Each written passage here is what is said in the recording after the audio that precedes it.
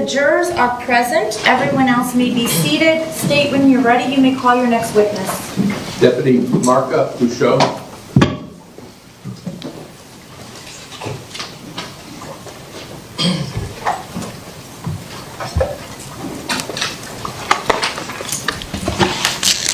Good afternoon, sir. Please raise your right hand. Do you solemnly swear or affirm the testimony you're about to give is the truth, the whole truth, and nothing but the truth? Thank you, sir. You can be seated. And when you're seated, please state your full name and spell your last name. First name is going to be Jean, Jean. Last name is going to be Marc Capuchon, MARQUE-PUCHE.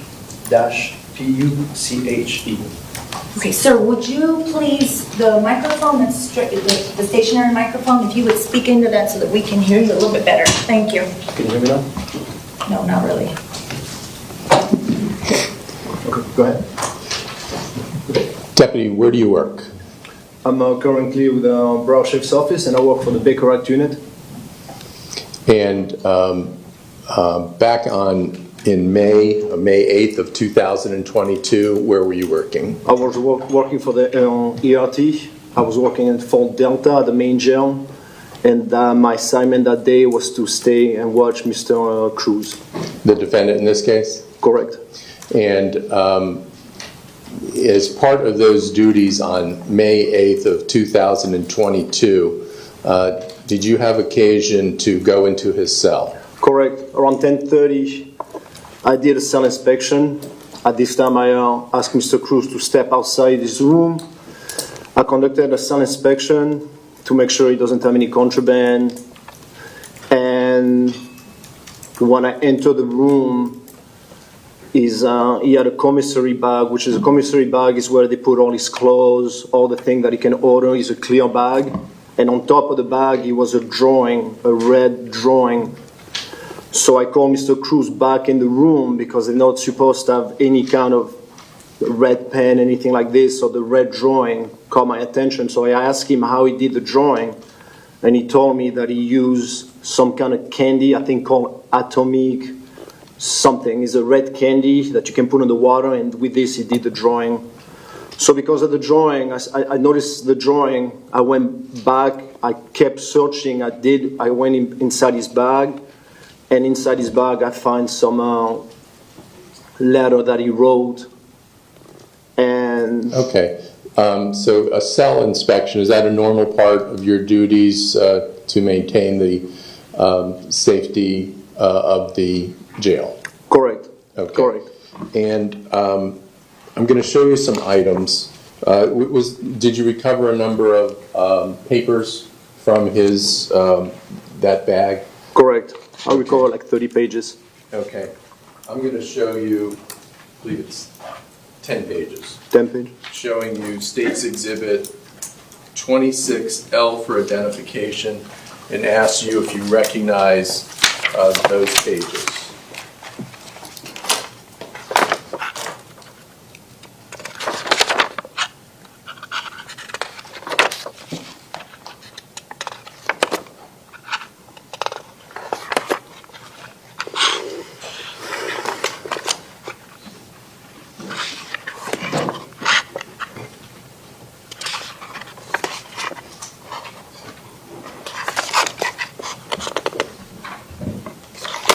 Yes, sir. Those are the pages I recall. All right, and are they in the same condition now, though a photocopy of them as when you first received them? Yes, sir. Okay, except there may be a number, a bait stamp on top of it? Correct. Okay. Your Honor, the State would move 26L for identification into evidence. It's previously been shown to the defense. Thank you. Defense? Yes, Judge, we just maintain our previous objections in DMIL 21. Okay. Over the defense objection, State's Composite Exhibit 26L will be received as 494.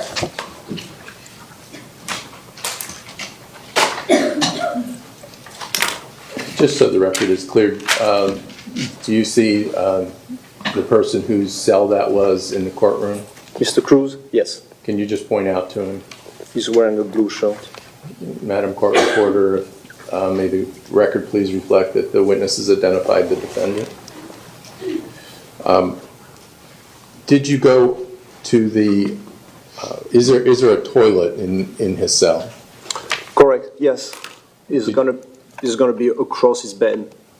All right, and did you see anything over there that was unusual to you? Correct. While I'm still, after recovering those papers, I turned around and I noticed some drawing on the wall.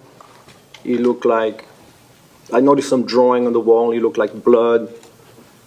And I asked Mr. Cruz how he did it. And what was it a drawing of? It was a stone, 5-point stone that I can recall, and a 3 number 6. Let me show you State's Exhibit 26H for identification. Do you recognize this? Yeah. What is that a picture of? Number 6 and the 5-point stone, drawn blood. Is there more than 1 6? It's 3 6 on the left side and 3 6 on the right side that I can see, and the star at the bottom. And does that truly and accurately reflect what you observed on that wall near the toilet? Correct, sir. Yes, sir. Or the state would offer 26H for identification of evidence? Defense? No objection, Your Honor. Okay. State 26H will be received without objection as 495.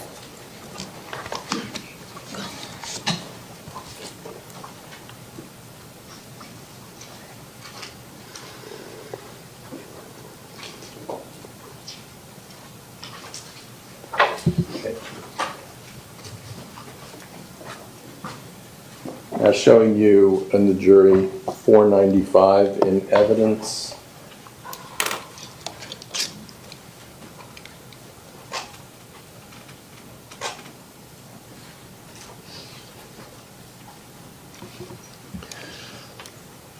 Is this what was next to the toilet? Yes, sir.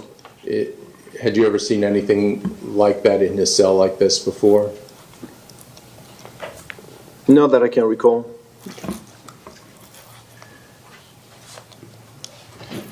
Now, showing you State's Exhibit 494, there's a number of pages, and I'm going to ask you, to the best that you can, to read it, but the jury will be able to see it and can read along with you. Do you want me to write the whole thing? Yes, I'm sorry. Okay. All right, the beginning is the name, to Elon, Shada, Nancy, I apologize. That's what it looks like. Oh, Elaine, I do so fucking hate you. I hope you fucking die a hellish death. You motherfucker. You fucking sexually humiliated me on fucking Instagram. You punk ass pussy. I want you to fucking know I won't find you. I won't find a way to fucking kill you. I even hire people to do the fucking job if I know where you live. I know how you operate, and I will attack you and you fucking sleep when I'm dead. I can't read this, I don't know. I curse you and your worthless family. You're the main fucking reason why I shot up Stoneman Douglas. The blood is not only on my hands, but yours as well. You're nothing but a worthless... I can't read that. You fucking manhole. And then after that, there's a drawing of, he's saying me, shooting something, me and you. And that's everything on their own. Okay, thank you. The second page, I'm just gonna allow the jury to look at this, but can you read what it says on the top? The top is the next school shooter, whoever there is. Yeah, whoever there is. And then after that, he's showing some Glock 21, 9mm, 20 mags, 12 round. Then his account, 20, 140, 340 round. And then there's drawings, how a drawing, I guess, is going in the classroom, I guess killing the teacher first. You look like a teacher. Yeah, teacher conceal carry, that's all he's writing, so I guess he's shooting the teacher first. And then the drawing underneath is him shooting the classroom. 6 + 6 or 12, 666. And then underneath there is, oh shit, he's fucking crazy. Yeah, he's a kid. I guess he's a kid, and he's a drawing of the. I apologize. A drawing on the ground, and whoever is on the ground is stating, "Oh shit, he's fucking crazy. He's fucking crazy." Okay, thank you.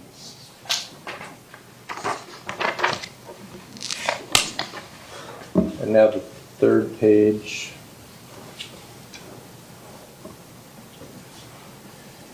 Do you want me to read it? If you can. The first page looked like a map. I don't know what it is. It's a map. Oh, I guess it's a school. Yeah, it's school.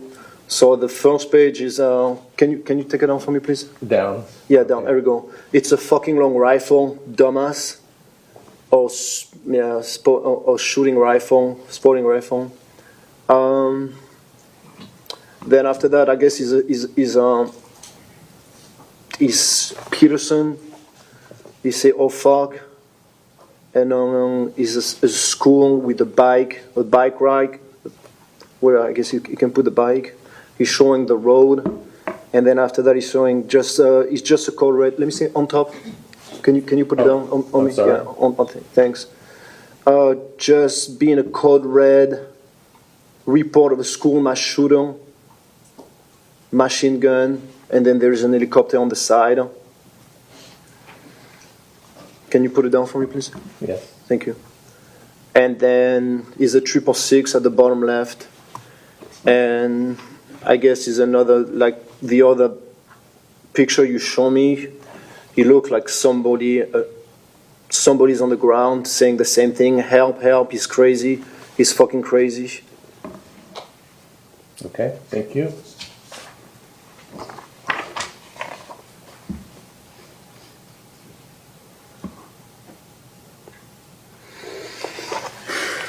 Can you read that, please?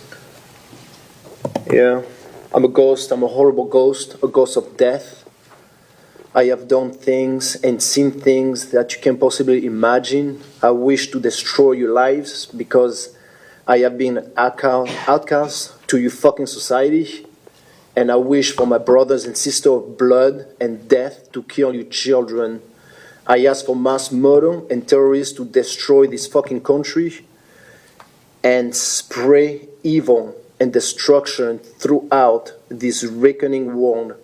May you humans die I apologize, I can't read that.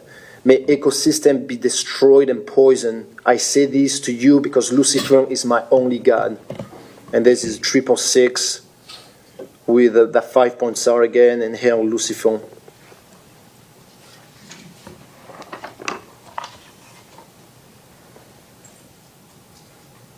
You can just let the jury look at this.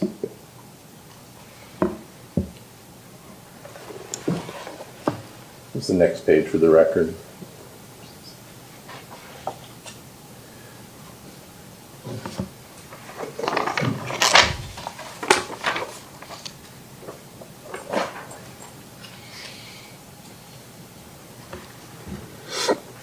Dear BSO, I hate you so much, so that I pray that you all die a horrible death to my demon loan.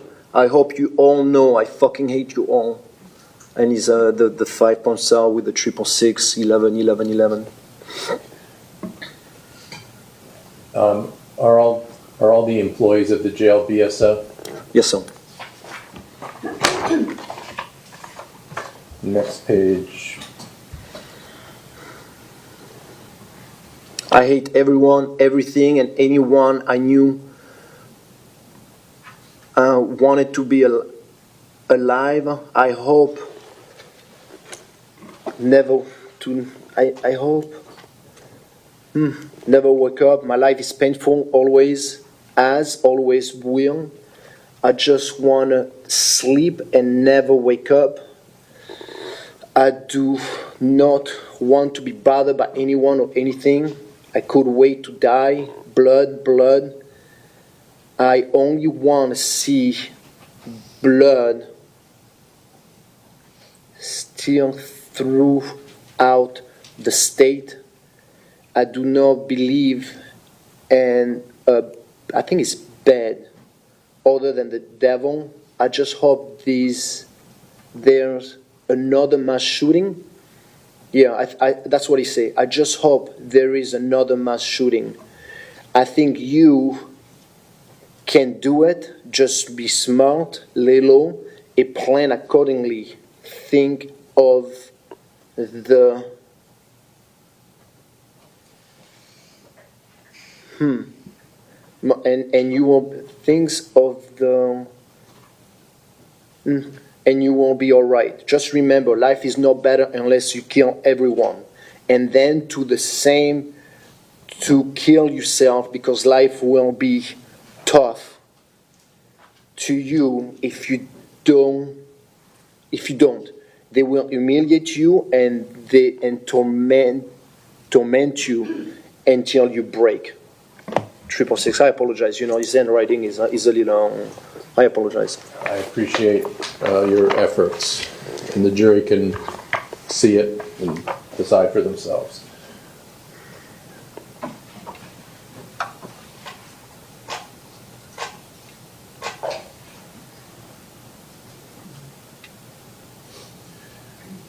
Can you describe what is in this page?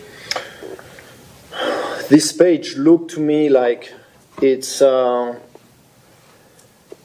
is drawing magazine, rounds of magazine and caliber of magazine, like a 445, a 223, a 36, a 9mm, a military buckshot. Do you mean ammunition? Correct, that's the ammunition that is drawing right now. And then on top is $20 for 20 round, also for 150 round. So it's 150 and plus 150 is $300. So it looks like number to me. It's just number. It's calculated, I guess, how much the ammunition is. So it's $1,385 plus 125. He's also saying that you need duct tape put together. I think he's putting the magazine. He's saying that both magazine you got to duct tape the magazine. That's all you know. I guess the exchange will be much faster. When one magazine stops, you can reload with the other one if they duct taped. Slingshot. Smith & Wesson, that's a weapon that he wants to use. I mean, I'm drawing. I apologize. Then there is a shotgun at the bottom. There is a sniper rifle at the bottom. That's what it looks like, a sniper rifle. Yeah, that's a Ruger, 30-05. High point.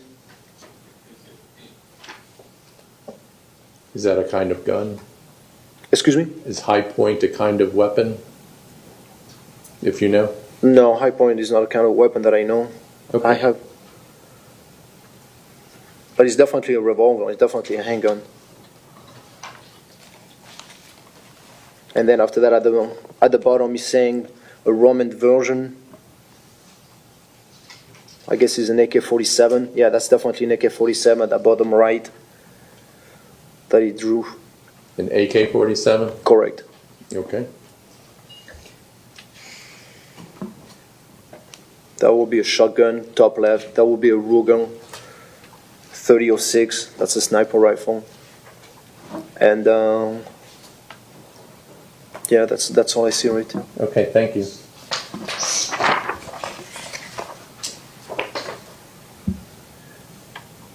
The next page, I'll try to make this larger for you.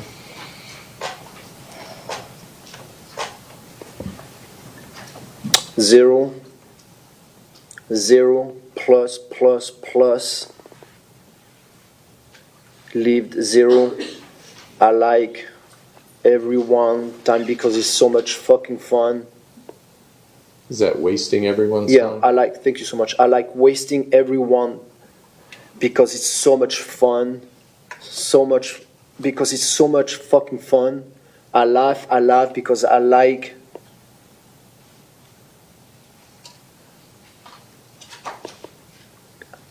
people hellish time because pain. I love fucking pain and death. 666 again with the unlucky sign, the 5-point stone. Mind game, 6 by 6 and 6. 6 plus 6 equals 6. 0666. Yeah, I say I like causing people hellish time because of pain. Yeah. Okay, thank you. And the last one? The last one is the same thing. 666 1 p.m. Blood and War. And then there's some drawing with at the bottom there's some swastika. 666 upside down. 666 à l'avant. 5-point stone. I guess he's doing some drawing of little figurine on the ground. Drawing, I guess, people on the ground. And this was all taken May 8th of this year, correct? Correct, so.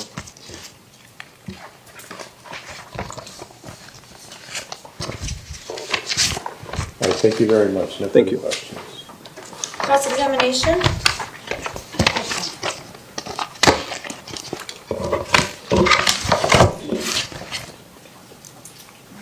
No. Thank you very much, Ms. Marcus.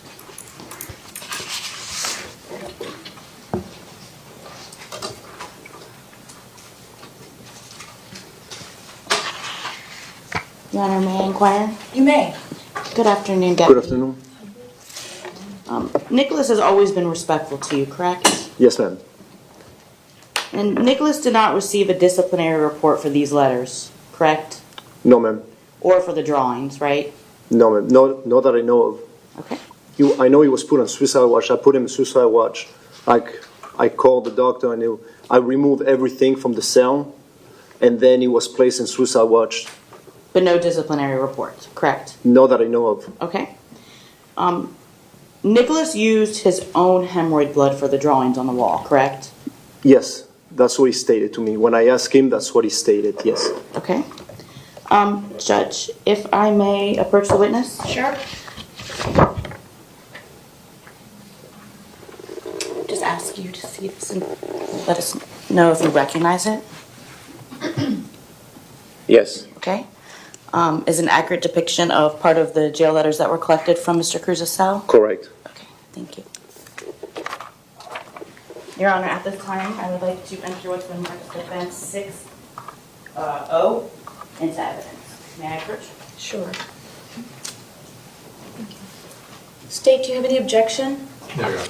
What's been previously marked as states 6-0 will be received, excuse me, defense 6-0 will be 100. Defense 100. Just give 1 moment for her to mark it, okay?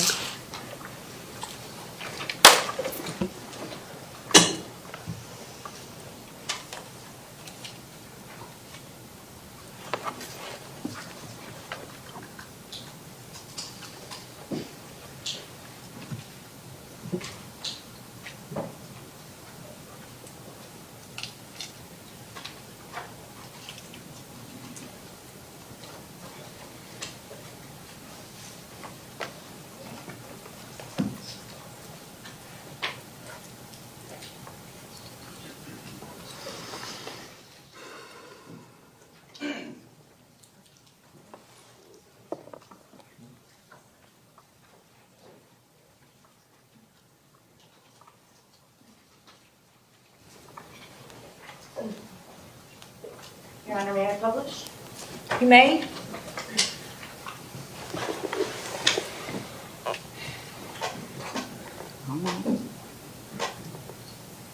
Can you see that, Deputy? Yes, ma'am. If you could please read that for us. Yes, ma'am. Dear family, I have been sad for a very long time. I have had enough of my life, so now I'm trying to die. If I do end up dead, my only wish is to be buried with a woman who had a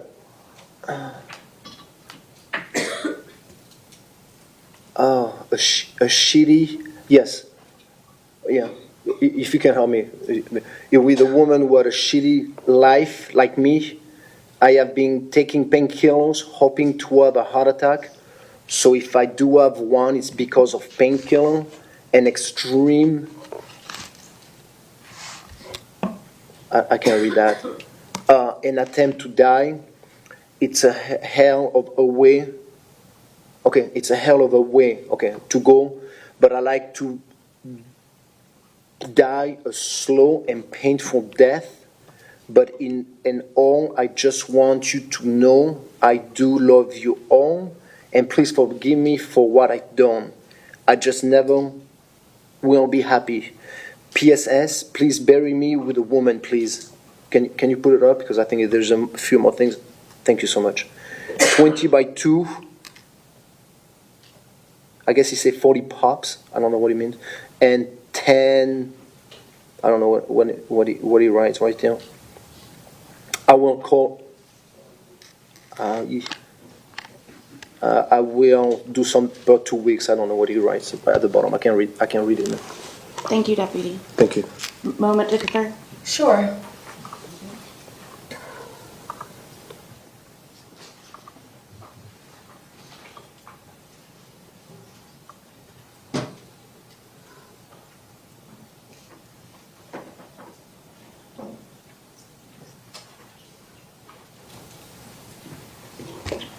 That's all I have, Your Honor. Thank you very much. Thank you.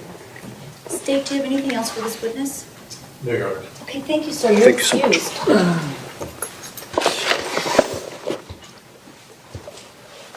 Please state your full name and spell your last name for the record. Charles L. Scott, S-C-O-T-T, comma, M.D. Thank you. State you may inquire. Thank you. Good afternoon, Dr. Scott. Good afternoon. What is your occupation? I am director of the Division of Law and Psychiatry at the University of California, Davis. So I'm a forensic psychiatrist there, and so I'm a professor of clinical psychiatry at UC Davis, and I teach in the fellowship and direct that fellowship as well. Okay. Are you board certified? Yes, I am. What are you board certified in? I'm board certified in 4 areas. So I'm board certified in general psychiatry, and general psychiatry is typically evaluating and treating individuals who are 18 or older. I'm also board certified in child and adolescent psychiatry, so that is typically evaluating individuals from birth to up to 18. I'm board certified in forensic psychiatry, and then I'm board certified in addiction psychiatry. And who certifies you? I'm certified by the American Board of Psychiatry and Neurology. The acronym is ABPN. And how do you become board certified? First, you have to complete an accredited training program or meet the requirements of completing a certain body of knowledge. You then go through a series of examinations, and if you pass the examinations, you can become board certified. Okay. And you've done that for both general psychiatry, child and adolescent psychiatry, forensic psychology, psychiatry, and addiction psychiatry? Yes. Okay. And do you have any medical licenses? Yes, I do. Where? I'm medically licensed in the state of California, the state of Alaska, and for the purposes of evaluating Mr. Cruz, I obtained a special license here in Florida so that I could evaluate him. Okay. And your current position at University of California, Davis, what does that entail? So it has a range of activities. So I am chief of the Division of Psychiatry and Law. I also run a training program on how to train other general psychiatrists. They've already completed their general psychiatry training on how to be a forensic psychiatrist. And then for many years, I evaluated and treated inmates at the Sacramento County Jail. And also, for over 20 years, I've worked with evaluating patients who've claimed insanity at the time of the act and looking at their risk of violence and dangerousness, and also assessing individuals in both the jail setting but also the forensic hospital setting who are maybe faking, claiming that they're hearing voices or that they're brain damaged. And so that's part of my work, but also what I train other people in doing. And how long have you been doing that? Gosh, well, I've been at UC Davis since 1998, so almost 25 years, but I was working as a forensic psychiatrist prior to that. Okay. And do you have any other duties? I do. I also have to publish and write books and things and articles, and that gets into the mix as well. Okay. Do you do anything for NASA? Right. So outside the university, I have two other main consulting responsibilities. One is I work with Houston's NASA program, and I'm on the selection board for the astronauts. And so we do the final, it's called a suitability assessment to see if they're suitable to go to space. And so this past round, we selected the final four who will be the first to go on the Artemis missions and back to the moon. The other thing that I do is I'm a national trainer for the American Academy of Psychiatry and the Law. And so there are 4 national faculty people, professors typically, and we have an annual conference where we train other psychiatrists how to do these type of evaluations in court, how to meet certain standards, what the appropriate process is if you're evaluating someone who is facing many different parts of the criminal justice system, from competency to facing a capital sentence. Could you tell us about your education starting with your undergraduate degree? Sure. So I started off at Emory University, that's in Atlanta, Georgia, and I ended up got a scholarship over to St. Andrews in Scotland, and ended up graduating from Emory. And after that, I went into Emory Medical School. Okay. And you graduated when? I graduated in 1982 from undergraduate. As you get older, sometimes it's a little harder. And then in 1982, I went to Emory Medical School. Okay. And how about, do you have rotations in medical school? Sure. So What kind of rotations did you have? Yeah, medical school is 4 years. And so after you do the first 2 years of didactics, you have different clinical rotations you're required to go on. And that's helpful because it helps the med students decide what field they may want to go to. So some of the ones that I did, I had 2 months where I worked on obstetrics and gynecology, and then 2 months where I also worked in pediatrics. I initially thought that would probably be my field, pediatrics, but then I found psychiatry. Okay. And how about internships? So after I completed medical school, I couldn't afford the med school, so the Army paid my way through. But there's a little bit of a quid pro quo. So because the Army paid for med school for me, I went to Walter Reed Army Medical Center. It's in Washington, D.C. And so I did my internship and a good bit of my subsequent training with the military. And so my first internship was at Walter Reed in Washington, D.C. Okay. And how long were you in the Army? I was in the Army 13 years. Okay. How about any fellowship for child and adolescent psychiatry?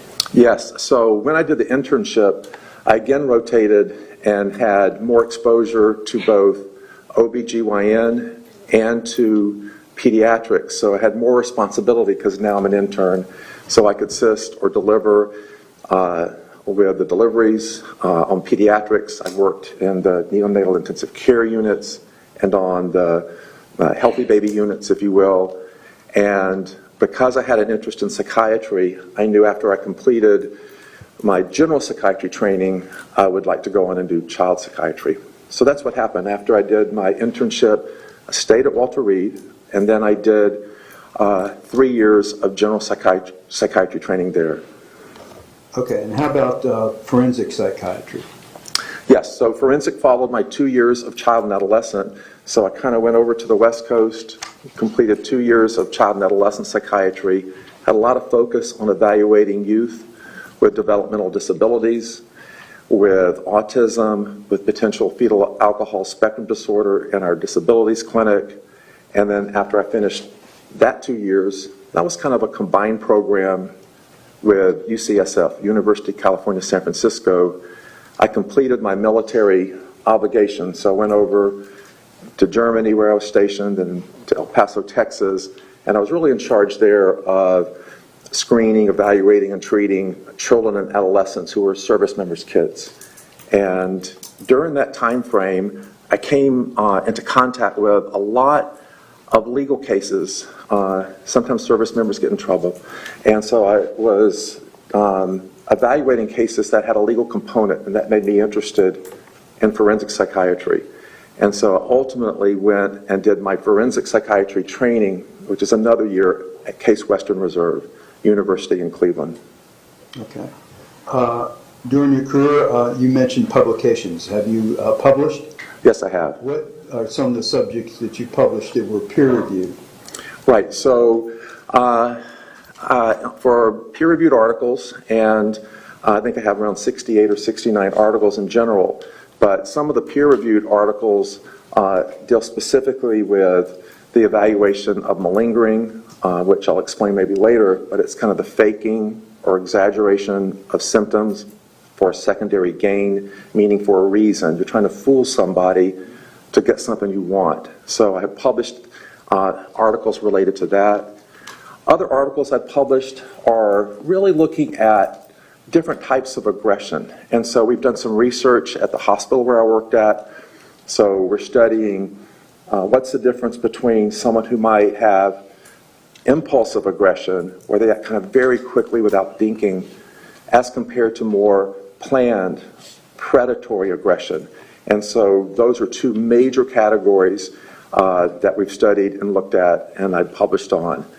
Other areas that I've spent a good bit of time writing about and have published some peer-reviewed articles on are the relationship to mental illness and violence. As a psychiatrist, I think it's important, and we try to emphasize this as a psychiatrist, that the vast majority of people who are mentally ill are not violent. So you don't automatically assume just because someone has a mental illness they're going to be violent. So that's not a fair stigma, if you will. So we look at what are those factors that distinguish individuals with a mental illness who may become violent. What are specific disorders that are higher risk, and then how do you determine if someone allegedly has a disorder, that disorder was related, if at all, to the violence that they committed. And so those are some of the main areas that for the articles that I've published on. What does peer review mean?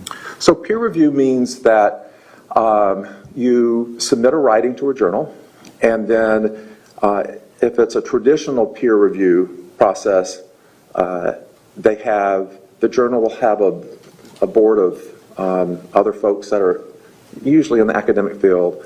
They'll review the article, they may give you feedback, accept it, ask for revisions, things like that, and then it can be published.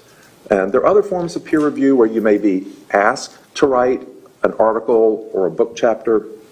So it's an invited, but then it's also reviewed by peers. And then a third type of article writing is where it's submitted, but there's no peer review. Okay. How about chapters in books? Yeah, similarly, I think I've written maybe 54 or so book chapters, and so chapters on very similar topics. So the assessment of malingering, how people may fake in the criminal justice system, chapters on dangerousness, some chapters, or a chapter on psychiatric disability, violence and aggression, mental illness. All of those similar themes are also been published in chapters. And have you had the opportunity to do any editing?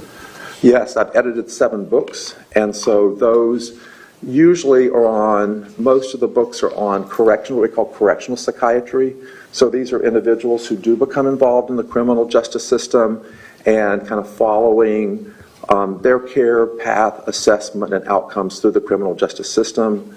And then other books, one other book is called the Textbook or Principles and Practice of Forensic Psychiatry. So I co-edited that with a colleague, and it really is a comprehensive book about our field. Okay, so what is forensic psychiatry? Yeah, that's a great question. A lot of times, people, when I say I do forensic psychiatry, they ask how I talk to dead people, and I say it's not what forensic psychiatry is. All forensic really means is legal. So whatever your field is, so for psychiatry, you're trained to evaluate an issue that's in front of you for legal purposes. So you could have forensic dentistry or forensic entomology. So forensic psychiatry looks at that aspect of mental illness that interfaces with a law. And the reason this became a field, it became a field accredited in 1996 by the American Board of Psychiatry and Neurology, because there was grave concerns through many courtrooms in the country that people who were not trained in forensics might go to court, say, well, this person has a disorder, so therefore they did X, Y, and Z, without any evidence to support that. So we've worked very hard to establish actual standards if someone is evaluating someone with a claimed mental disorder to see whether or not they meet the standard that's before them in court. Okay, and you mentioned, all your training. Could you give us what your specific training in some detail to become a forensic psychiatrist? Sure. So at Case Western Reserve, we had specific training on the assessment, again, of malingering. This is the faking or exaggeration of symptoms.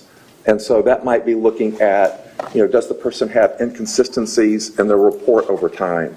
Or something that they're telling you inconsistent with what the actual record is? Because, I failed every class, you open up the record, and they had straight A's. That's an inconsistency. And then you look at how does testing play a role in supporting their claim of what they're claiming. And so there's really talented psychologists out there who do specific testing to evaluate if folks are faking or not. So that was one area. Dangerousness is another major area. Looking at someone's mental state at the time of the offense. So what do I mean by that? What were they thinking when they did the crime? So how do you do, we call it going retrospectively back in time, to try to understand why the person did it, what were the facts that led up to it, what do the records show about their behaviors before, during, and after, and that is a specific type of forensic training that we've gone through, and then again, looking at the different types of aggression. Have you ever testified as an expert in forensic psychiatry? Yes. Approximately how many times? I would say 75 to 100 times. And in what courts? I've testified in many different state courts, federal courts, appellate courts, and military court-martials. And so how does forensic psychiatry differ from general psychiatry and psychology and even pediatrics, which you've had an internship with?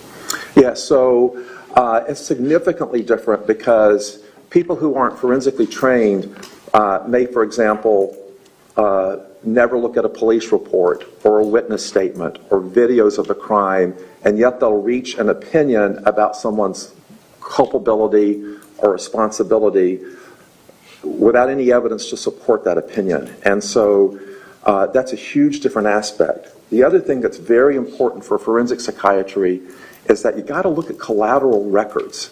So how did the person actually do versus how are they telling you they did? Or how is the testing telling you that they did? A person can come out a certain way on a test. That doesn't necessarily mean that's reflective of who they are or how they're thinking or how they can think. So that's a huge difference. And now we actually have written guidelines on the forensic assessment that people should follow, when they do these type of evaluations for court. So with reference to this case, Dr. Scott, when were you contacted? Yeah, I was first contacted on November the 11th 2021. Okay, and what is your fee arrangement through University of California, Davis? Yes, so I work for UC Davis, and so they charge for my time. They charge $500 an hour for my time. The monies go to UC Regents. There is a fee split schedule where the dean gets a significant amount, the department gets a significant amount, and if our department is doing well, the faculty member can receive the remainder. Okay, and approximately how many hours have you invested in this case? I would say 400 to 500. Okay. And what records did you review with reference to this case? Yeah, there was just volumes of record, probably over 500. So I'm going to try to just break it down so it makes sense to me and I can easily explain it. First, I looked at records related to the crime itself. So this gets into things like the police reports, the witness statements, depositions that were taken, and court testimony relevant to the case. Now I'm going to kind of start back with what I did as relevant to evaluating Mr. Cruz. So I'll kind of start from the beginning. So I looked at his birth mother's adoption records. There were over 1,000 pages of records in that group, but I also looked at his younger brother's adoption records to see if there was any reference to the birth mother as it related to Mr. Cruz. I looked at his delivery records. I looked at the mother's OBGYN records when she came to deliver Mr. Cruz. I looked at his pediatric records. He was seen by a Dr. Marcus most of the time during his life. I also looked at different psychiatric treatment records for him over time, and there were several. And he had several different child and adolescent psychiatrists. I looked at his educational and school records, starting from pre-K all the way through an off-campus learning center, and this involved lots of individualized education plans, different counseling. He was in ESE classes, so I reviewed those as well. When we go over to his occupation, I look at his occupational records. When it gets to more information related to this particular offense, I also looked at his social media profile, and that can include things like his searches on the internet, postings to YouTube, all that sort of thing. I looked at cell phone videos he made prior to this, committing this offense. I think there were 3 of them. I looked at text messages that he had while on the Uber ride over to the school. I looked at the school video, so everything from when he entered the school floors 1, 2, and 3, exiting the school. I looked at the Walmart video footage. I looked at the McDonald's video footage. And so that encapsulates a lot of the actual factual information and video footage of the crime. There have also been several experts, both by the defense and by the state. So I reviewed their records, their testing, their notes, their depositions, their court testimonies. And I've also looked at the evaluation done by the neuropsychologist retained by the state. There was a video of that deposition. And then I've looked at several pieces of court testimony that's been already presented to you during the course of this trial. Okay. Dr. Scott, did you have an opportunity to evaluate the defendant in this case, Nikolas Cruz? Yes, I did. And when was that? I evaluated Mr. Cruz on March 1, 2, and 3 of 2022. And how long was each session?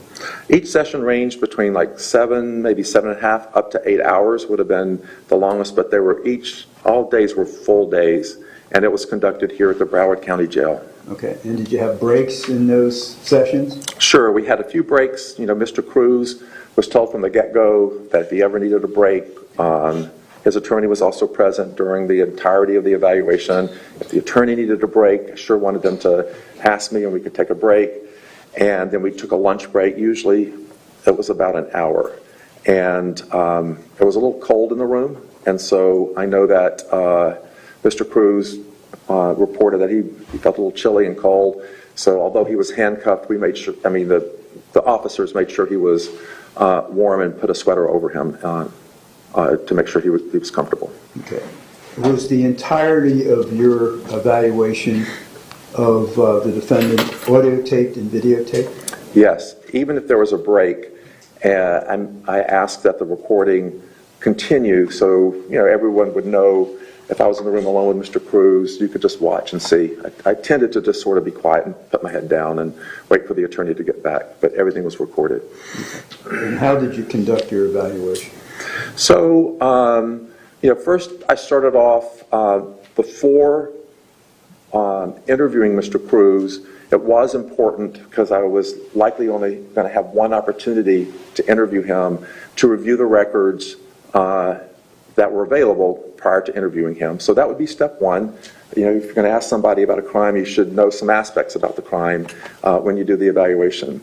And then I proceeded to let him know who retained me. I was retained by the state, what the purpose of the evaluation was, that wasn't confidential, that anything he said, obviously, it's being videotaped, his attorney was present, it was being recorded, and it could be shown and shared with a jury ultimately if that's where it went.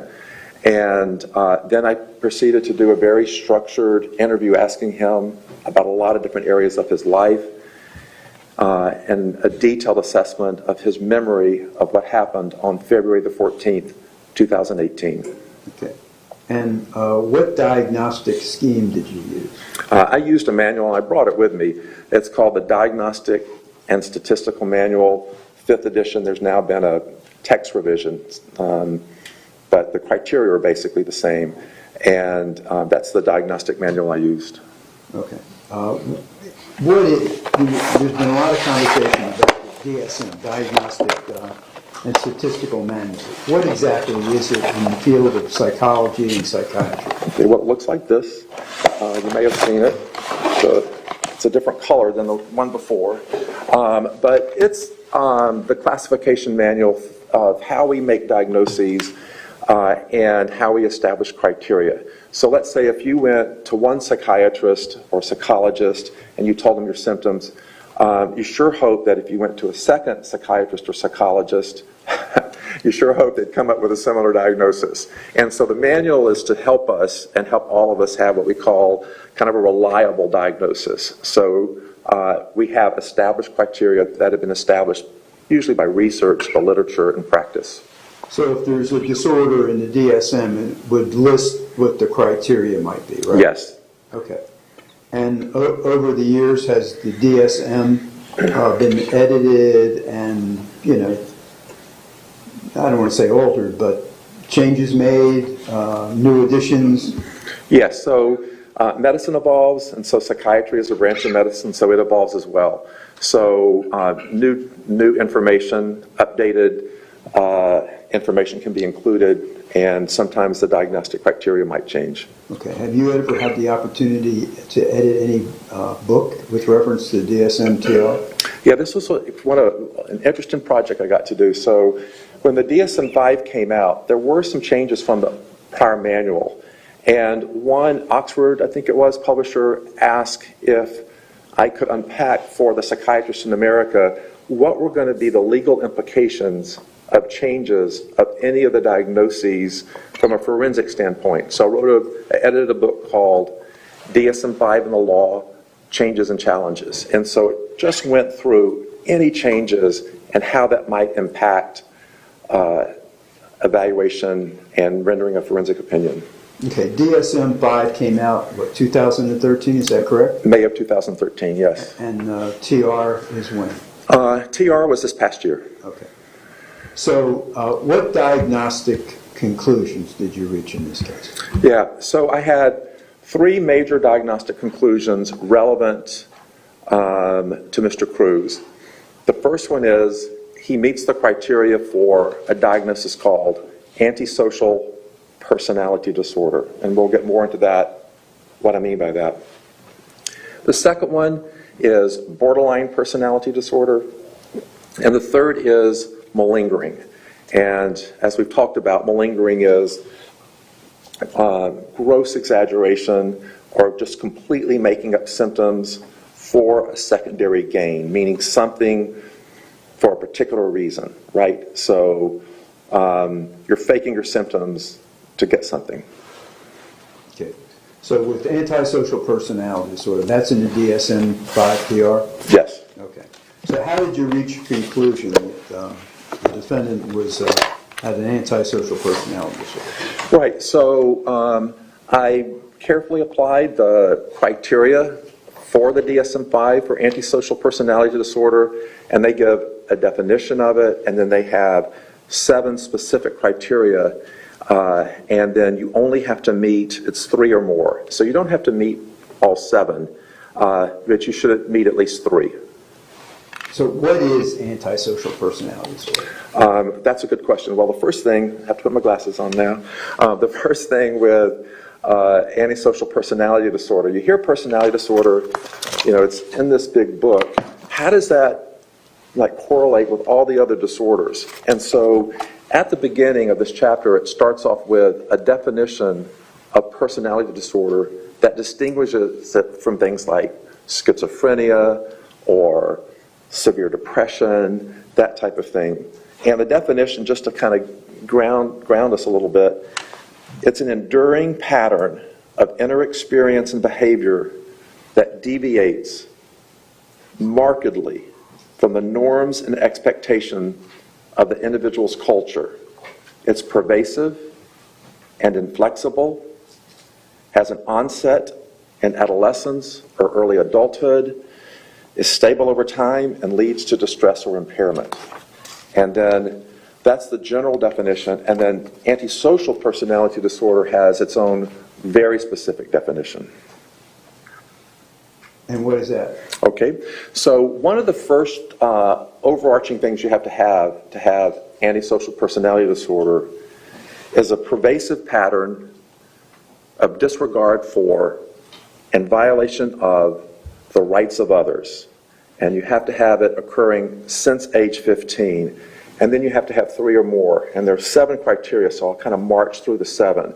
But one example that kind of shows this sort of pattern and attitude, antisocial doesn't mean you're shy. Antisocial means that you're violating societal norms. So there was a period, for example, when Mr. Cruz was 15, there's an ESE teacher called Miss Nast. And so she's trying to talk to him about how come you don't stay in school, or why don't you like the school, or why are these kind of problems happening? And he told her, and he said, I'd much rather be out on the street setting fires and killing animals. And that's in the record. And that kind of is what, and that was a statement he made at age 15. And that is what's reflective of the kind of way a person with ASPD thinks, feels, and acts towards others. And so then you go through and you look at the 7 specific criteria. Okay, and the first one would be? Yeah, so the first criteria is, and I'm going to read it very carefully, failure to conform to social norms with respect to lawful behaviors, as indicated by repeatedly performing acts that are grounds for arrest. So I'll give you what I thought were strong examples of him meeting this one. On February the 14th, 2018, he murdered 17 people. That would count for that one. On February the 14th, 2018, he attempted to murder 17 people. That would count for that one. Even if you look prior to February the 14th, and you go from age 15 up to age 18, were there other examples? Take that day out of the mix. And the answer is absolutely yes. Multiple other examples. And I'm going to go over some that I recall. Isn't there one that, in particular, that we have a clip for that you would be illustrative of that? Yeah, there certainly is one of many. And so we can show the clip and then I can add the other ones on after. Okay. Aaron, please.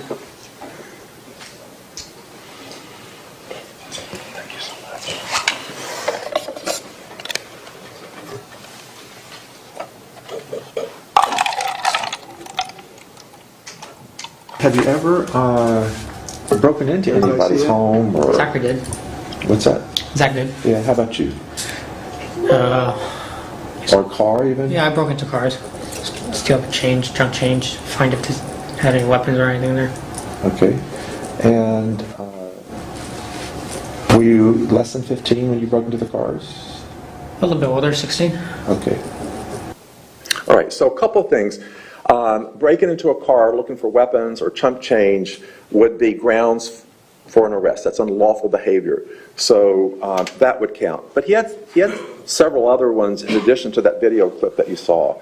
For example, he was found to be stealing bicycles after the age of 15. Even at Cross Creek or West Glades, one of the schools he went to, they were concerned and he got a petty theft. He was shoplifting, stealing other items. So he met several criteria under number 1. Okay, how about number 2? Number By the way, that sweatshirt, that's what you were talking about being cold in there? Yes. Okay, okay. Number 2, deceitfulness, as indicated by repeated lying, use of aliases, and that means you make up a name that's not yours, or conning others for personal profit or pleasure. So again, if you go through the records, there are a lot of examples. I'll give you just a few.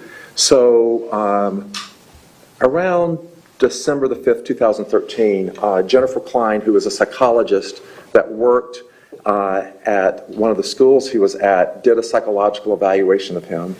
And as part of that psychological evaluation, she met with 3 teachers and she got their input. So one of the things that's noted in her report relevant to criteria number 2 is that all 3 teachers described him as, quote, deceiving others, close quote, and sneaking around.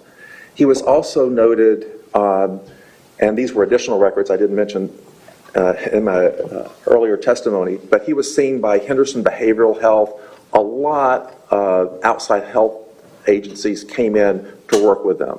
So in those records, it's noted that he frequently lies to the mother about a variety of events. At school, he's noted to lie and deceive to some of the teachers. So those were some of those that were relevant. Even approaching the day of the offense, again, February 14th, 2018, there were some incidents that kind of also demonstrate this conning, this lying, or manipulation of others. One may seem kind of benign, but it also shows a level of planning prior to the crime and trying to make sure his crime wouldn't be stopped, even if it was incidental. So what happened was, in January or so of 2018, he was playing around with a buddy. I think they had some sort of, airsoft gun, pellet gun of some sort. He got a little shot in his abdomen and it hurt, so he definitely has pain. He responds to pain, and that made him mad, so he punched a gun safe in the house where he was staying. And this gun safe was the safe that he held his weapon in. And so he had to go to the doctor to have that fixed because he hurt his hand and may have even fractured it. And so when the doctor asked him, hey, how did you hurt your hand? He told him a lie. He said, well, I fell and I heard it that way. And when asked, I think in my interview, why did you lie to the doctor? He said, well, I thought maybe they would connect if there was a gun safe and I'm presenting, maybe more questions would be asked, and I didn't want that to take away my gun, all right? So that was one aspect. In 2016, he had gotten in, and this is another criteria coming up, to fight with a kid at school, and he also had had a threat assessment for another incident related. So the Florida Department of Children and Family Services comes out, and they're asking about a swastika that they had heard had been on a book bag, and on that book bag, it had also had a really derogatory term towards a race. It said something like effing N-word, something to that effect, along with a swastika. So reportedly, it's documented in the record that he told his mother, I didn't even know what that meant, I had no idea what that was, when the evidence was really strong that he was aware of what a swastika meant. prior to that. And then on the morning and the day this happened, he has to get to school. He doesn't drive, and so he takes an Uber. And so when he takes the Uber driver picks him up, and he tells her a lie. And it's a very well thought out lie, because he needs her for him to get to Marjorie Stoneman Douglas. So he has, this sort of gun case carrying bag, and that could alert attention potentially, to someone. So it's presented as if it is part of maybe going to a music class, and there could be a large musical instrument in there. So again, he's conning her so he won't be stopped. So there was several evidence of this deceitfulness throughout the record. Okay, and how about the third criteria? Yeah, the third criteria is, are they impulsive or do they have difficulties planning ahead? And the West Glades school records are robust with examples of this. And so one particular teacher, Miss Carrie Yon, he was in her class in some parts during the 7th and 8th grade at West Glades, documented a lot of these kind of impulsive behaviors. Just a couple of examples that I can kind of recall offhand. So if she asked him to do something, sometimes he'd either tear up the paper, put a middle finger up, you effing B word, and then security would have to be called, so he'd have that consequence and would run out. There was another time where, again, security had to be called because he was also acting back up in class, and he ran out. It got to the point where he oftentimes had to, because of this kind of behavior, have a security detail work with him and follow him around because of that kind of impulsivity. He'd frequently, as noted in the records, might open the door, or if he's leaving, say, F you faggots, this kind of stuff, or F you, use words I won't repeat here, and that was kind of the pattern that was noted in the records. Okay. How about criteria 4? Yeah. Criteria 4 is, and you may, it's easy to get criteria 4 and 3 confused, so I'm going to explain the difference. Criteria 4 is irritability and aggressiveness as indicated by repeated physical fights or assaults. So the difference here, obviously he's kind of irritable when he's doing the finger and the F word, but this is something that leads to an actual physical assault. And so, again, Jennifer Klein and her psychological evaluation during this time frame specifically notes that in her evaluation, she learned that he would have feelings of revenge towards students, and so he would intentionally attack them or hit them. For his own mother, and this is when he's older than 15, there were 2 occasions noted in the records, one in the Henderson Behavioral Health records. It may have been a time where the mobile crisis team had to come out, where she tells them that he hit her, she fell to the ground, she hit her face, and there was blood coming out. There was another time in the months prior to his mother's death, so this would have been roughly in 2017, where he wants to go somewhere, and she doesn't want to take him there. And so he hits her on the face to the point where she does have to have a dental checkup appointment. So those are examples of actual physical fight or assault. And then there's one that involved also a student, so it wasn't just within the family. So at school, there was a particular student. He was angry at him because he was now going out with his ex-girlfriend, and so he initiated a fight with him at the school. Okay. And how about criteria 5? Criteria 5 is reckless disregard for the safety of either self or others. So you're having some sort of antisocial act or behavior that could put yourself at harm's way or potentially other people. So one day there was at West Glades, he's 15 years old, a fire alarm drill. And so the record that's described indicates that he was, after the fire drill had kind of calmed down, he is sitting with or standing with peers kind of outside on the side of the road, and then he starts to dart in front of cars laughing. So he's not doing this because he's, quote, lost control. He's doing this because it's kind of reckless, it's entertaining, it may be attention-seeking, because he was noted to be kind of laughing and calm beforehand, and then they had to call him out and try to get him to stop that, which he did. And I'm not sure if we have a clip as well. Clip 16.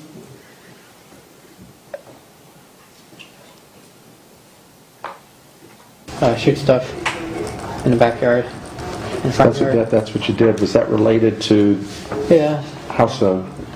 for entertainment.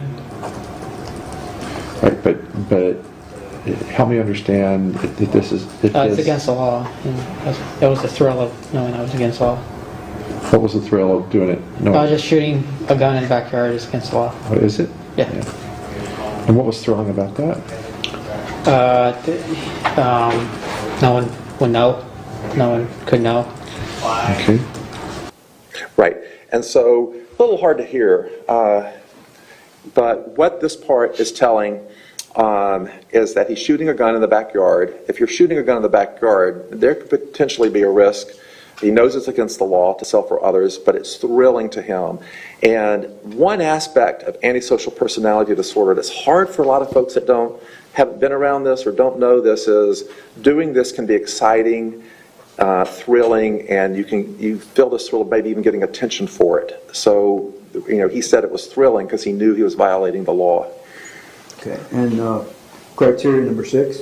Criteria number 6 is consistent irresponsibility as indicated by repeated failure to sustain consistent work behavior or honor financial obligations. I did not think he met this criteria.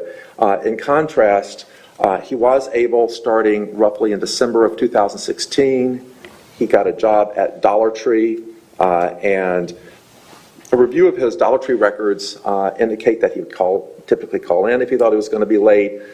He was able to do his work. There weren't problems noted, so he did not meet criterion 6. Okay, and 7?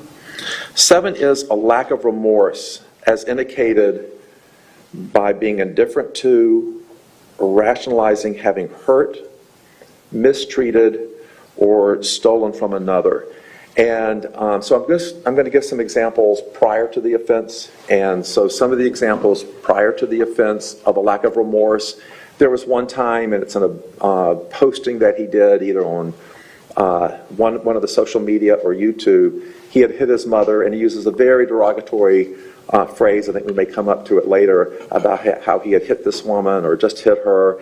And that doesn't comport with being remorseful, because in actual fact it almost seemed like he was sort of bragging for it. Likewise, there are multiple examples. I mean, he had Henderson Behavioral Health, Camelot. Many people come in and work with a family and work with him, and oftentimes there's some specific notations where he says, well, the mother needs to handle this better. There was one time when he was counseled about some interactions with some African Americans at, I believe it was Cross Creek. And they were trying to, I think the school was doing their earnest effort to try to negotiate what might have been a misperception or may not have been a slur or not. And his response was, they just need to learn how to cope better. And so that's that kind of lack of remorse. I think that's an example. Okay. And with antisocial personality disorder, you must have evidence of conduct disorder prior to the age of 15. What does that mean? So conduct disorder is a disorder that typically happens in youth, usually before the age of 15. Most kids are not going to meet the criteria for conduct disorder, even if they kind of drive you crazy and they do a conduct problem. Then we're going to go through how bad does it have to be to meet the criteria for conduct disorder. All this says is you have to have some evidence that this kind of thinking and problem and way of interacting with society happened before you were 15 years old. So you only need one symptom, really, of conduct disorder, because that's some evidence to meet this part of the antisocial personality disorder criteria.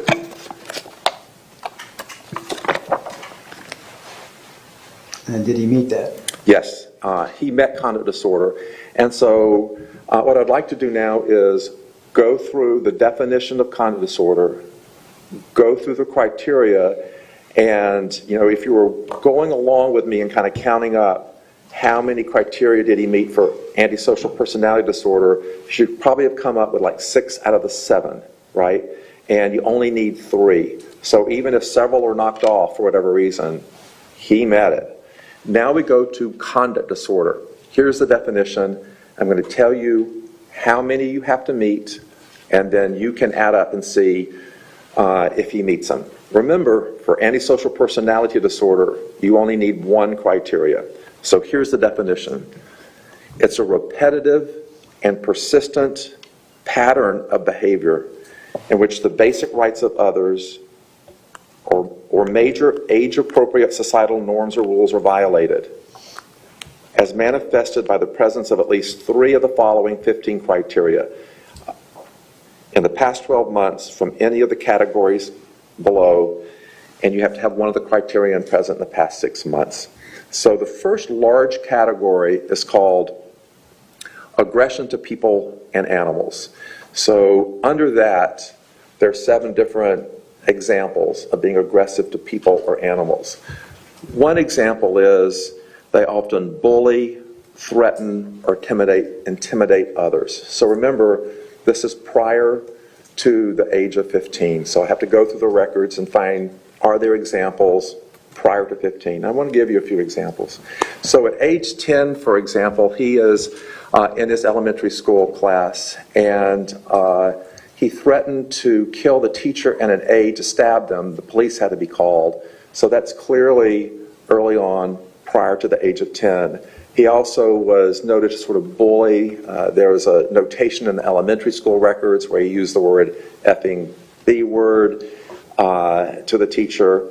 And this progressed over time. Sometimes he might sort out a teacher based on their ethnicity. So he was noted to make sort of Asian slurs against an Asian teacher. That's noted as well. He frequently, in the treatment records when people would come out to the home, was noted to bully, threaten, or intimidate his mother. And this type of sort of threatening other kids at times is also noted in the record. Moving on, the second one is that they often initiate a physical fight. And so he was noted to do this. So one of the counselors, it's from Henderson Behavioral Health, is a woman called Tiffany Forrest.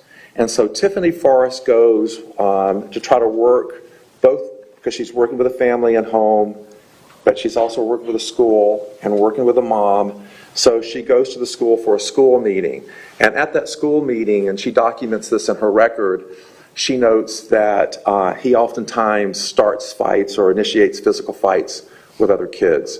So that certainly would be an example at an early age for him doing so. The third one is, has he used a weapon that can cause serious physical harm to others? And they give some examples of a weapon, but many things can be a weapon. So there was one time he was not happy that his mother wanted him to get off the Xbox. This was a long-standing conflict about how much video time, and that's understandable, but his reaction was he hit her with a vacuum cleaning hose to the point where the police ended up being called. So that's one example. He was noted even in early school, elementary school, to hit a kid with a lunchbox. He was noted to throw a rock at another kid, also in his youth. So there were some examples of using a weapon that could cause harm as well. On the fourth one, it's, has he been physically cruel to people? And again, this is prior to 15. So the notes from West Glades around this time, this is after he turned 15, note that he would maybe purposely stomp or on other kids' feet to go out and hurt them. There was one note even from the first grade that indicated that he hit a first grader Peer in the face and then kicked him in the groin. So that's also, some transference of pain, if you will. The fifth one is, has he been physically cruel to animals? And this one was robustly met. There were a lot of long-standing and early history of him being cruel to animals, doing different ways to hurt them, torture them, and we might even have a clip where he talks about that. Okay, that's clip 7, Aaron.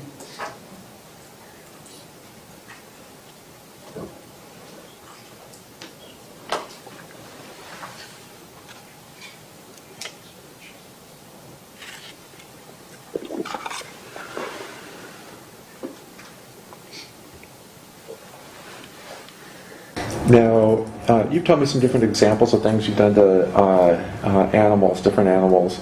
When was the very first time you can remember ever doing something that people might look at and say that's not very kind to an animal? How young were you? I broke a lizard's back with a rock. And how old were you? 3. Okay.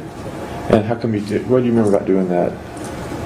Something me and my brother did. We went around killing lizards. Okay. So Sometimes I skin them alive. Sometimes I set them on fire. Okay, the lizards? Yeah. When did you start skinning the lizards alive? I just taped him to the little table, and I took a knife and I just scraped and Okay. And about, how old were you the first time you did that, do you think? 4. Okay. And then what about setting them on fire? How would you do that? Take a lighter. They burn instantly. How would they react? Burn instantly. Will they burn instantly? Do they make any movement or sound or anything? They start curling up and Okay. then just fall over.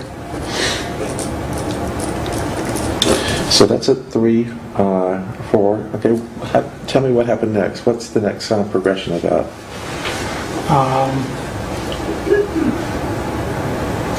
Bird eggs. Bird eggs? What'd you do with bird eggs? I took them out of the nest and I threw them against the wall How come?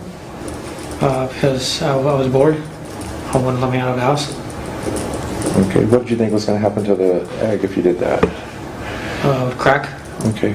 And how old were you with that? 7. Okay. And then what else? What happened next? Let's see.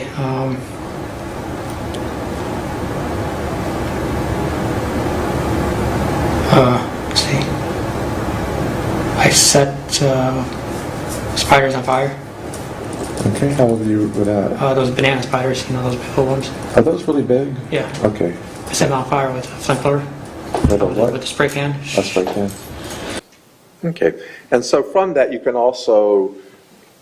can make your own assessment about how he felt about that and doing that, or is it kind of more just matter of fact, and as far as how his appearance went. How about destruction of property? He did have a good bit of destruction of property, and I'm just double checking, yep, that's the number 9 criteria, and he met that one. And he, for example, kicked in a door at school when he was less than 15, a glass door, and that, he had a lot of destruction at his home, punched holes in walls, broke a glass door, oftentimes might cut up furniture, so there was a good bit of property destruction in the records. Okay, and how about 10, 11, 12 deal, Dr. Scott, true with deceitfulness or theft? Yes, so there are 3 under the category deceitfulness or theft, and so one of them is, has he broken into someone else's house, building a car? I did not find less than 15 he had done that. I did not count that. Does he often lie to obtain goods or favors or to avoid obligations? Less than 15. I found good evidence of that. Even when the mother went and saw Dr. Kravitz, which was one of his earlier psychologists, she noted at an early age that was a problem with him, kind of repeatedly lying. It's also noted in some of the ESE notes from school that he would lie as well. Number 12 is, has he stolen items of non-trivial value without confronting a victim. So this, again, is that shoplifting. And even less than 15, he had a history of shoplifting and stealing as well. Okay, and you had a clip of that? Yes. Aaron, clip 13, please. Yeah, I figured out how to steal. Okay. I didn't want to steal too much because I didn't want to get arrested or go on a blacklist. Okay. So usually what I stole was candy, food, magazines, movies, video game controllers. Okay. Did you ever take any of those things before you were age 15? I tried to. Okay. Tell me anything you took before or stole, shoplifted before 15. Movies. What kind of movies would you steal? Anything on the market. Anything that I found interesting, like Predator. Would that be was that in the old days when they had like DVDs and stuff? I don't know if they have that so much anymore. Not anymore. Now you can just go on the internet. But you would steal some DVDs? At Yeah. what age did you start doing that? 12, 13. Okay. And I stole, what was it, box of donuts once. how old were you then? 15. Okay. All right, so a couple things about that. At the very beginning, I don't know if you caught it, sometimes we can learn a lot from little clips. And so at the very beginning, he said, I was careful not to do too much or steal too much because I would get blacklisted, knowing that if he got caught and he had a certain amount, that could get him more trouble. So even at a young age, he had some executive planning and ability to appreciate consequences for his behavior. What would happen if he got caught? How his name could be on a list? And that just sort of slips out when he spontaneously talks. Okay. And with conduct disorder, what's the modifier of limited pro-social emotion? Yeah, so there are two kind of important aspects if you're diagnosing conduct disorder.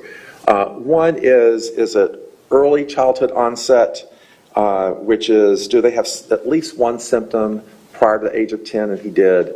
And then the other is something known as limited pro-social emotions. It sounds like, what does that even mean? What this means are people who don't think and feel, and these can happen as a very young kid, the way that most other people think and feel. So they may have, for example, a very callous lack of empathy.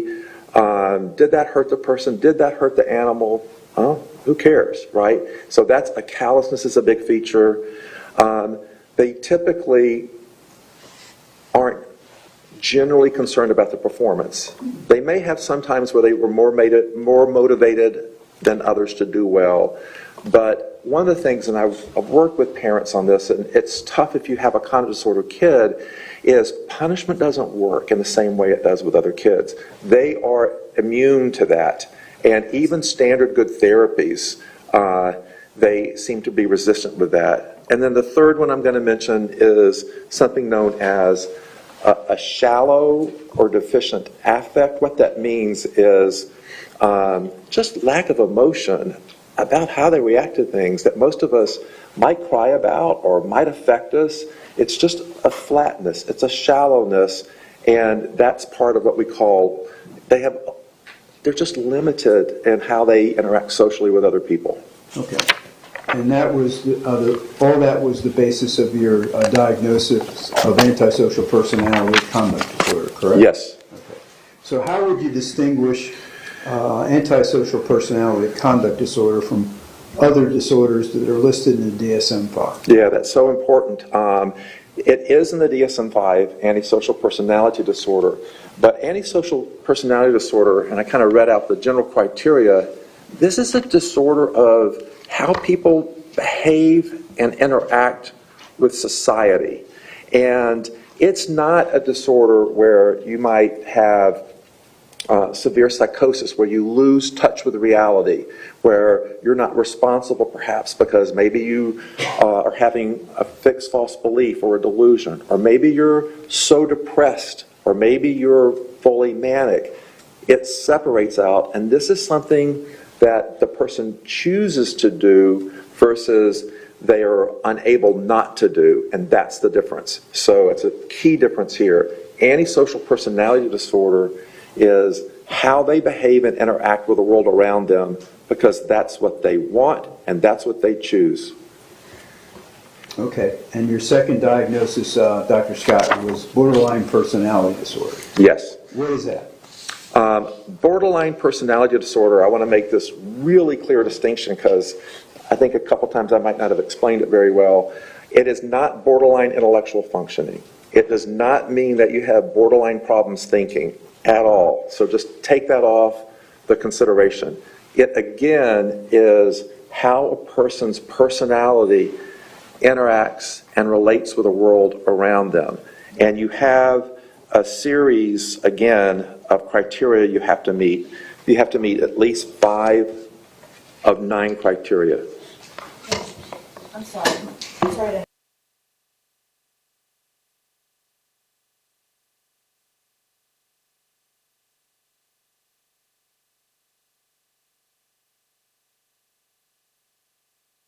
You may be seated. State whenever you're ready. You may continue. Thank you, Your Honor. Dr. Scott, I think we left off with, you were going to describe, excuse me, what borderline personality is.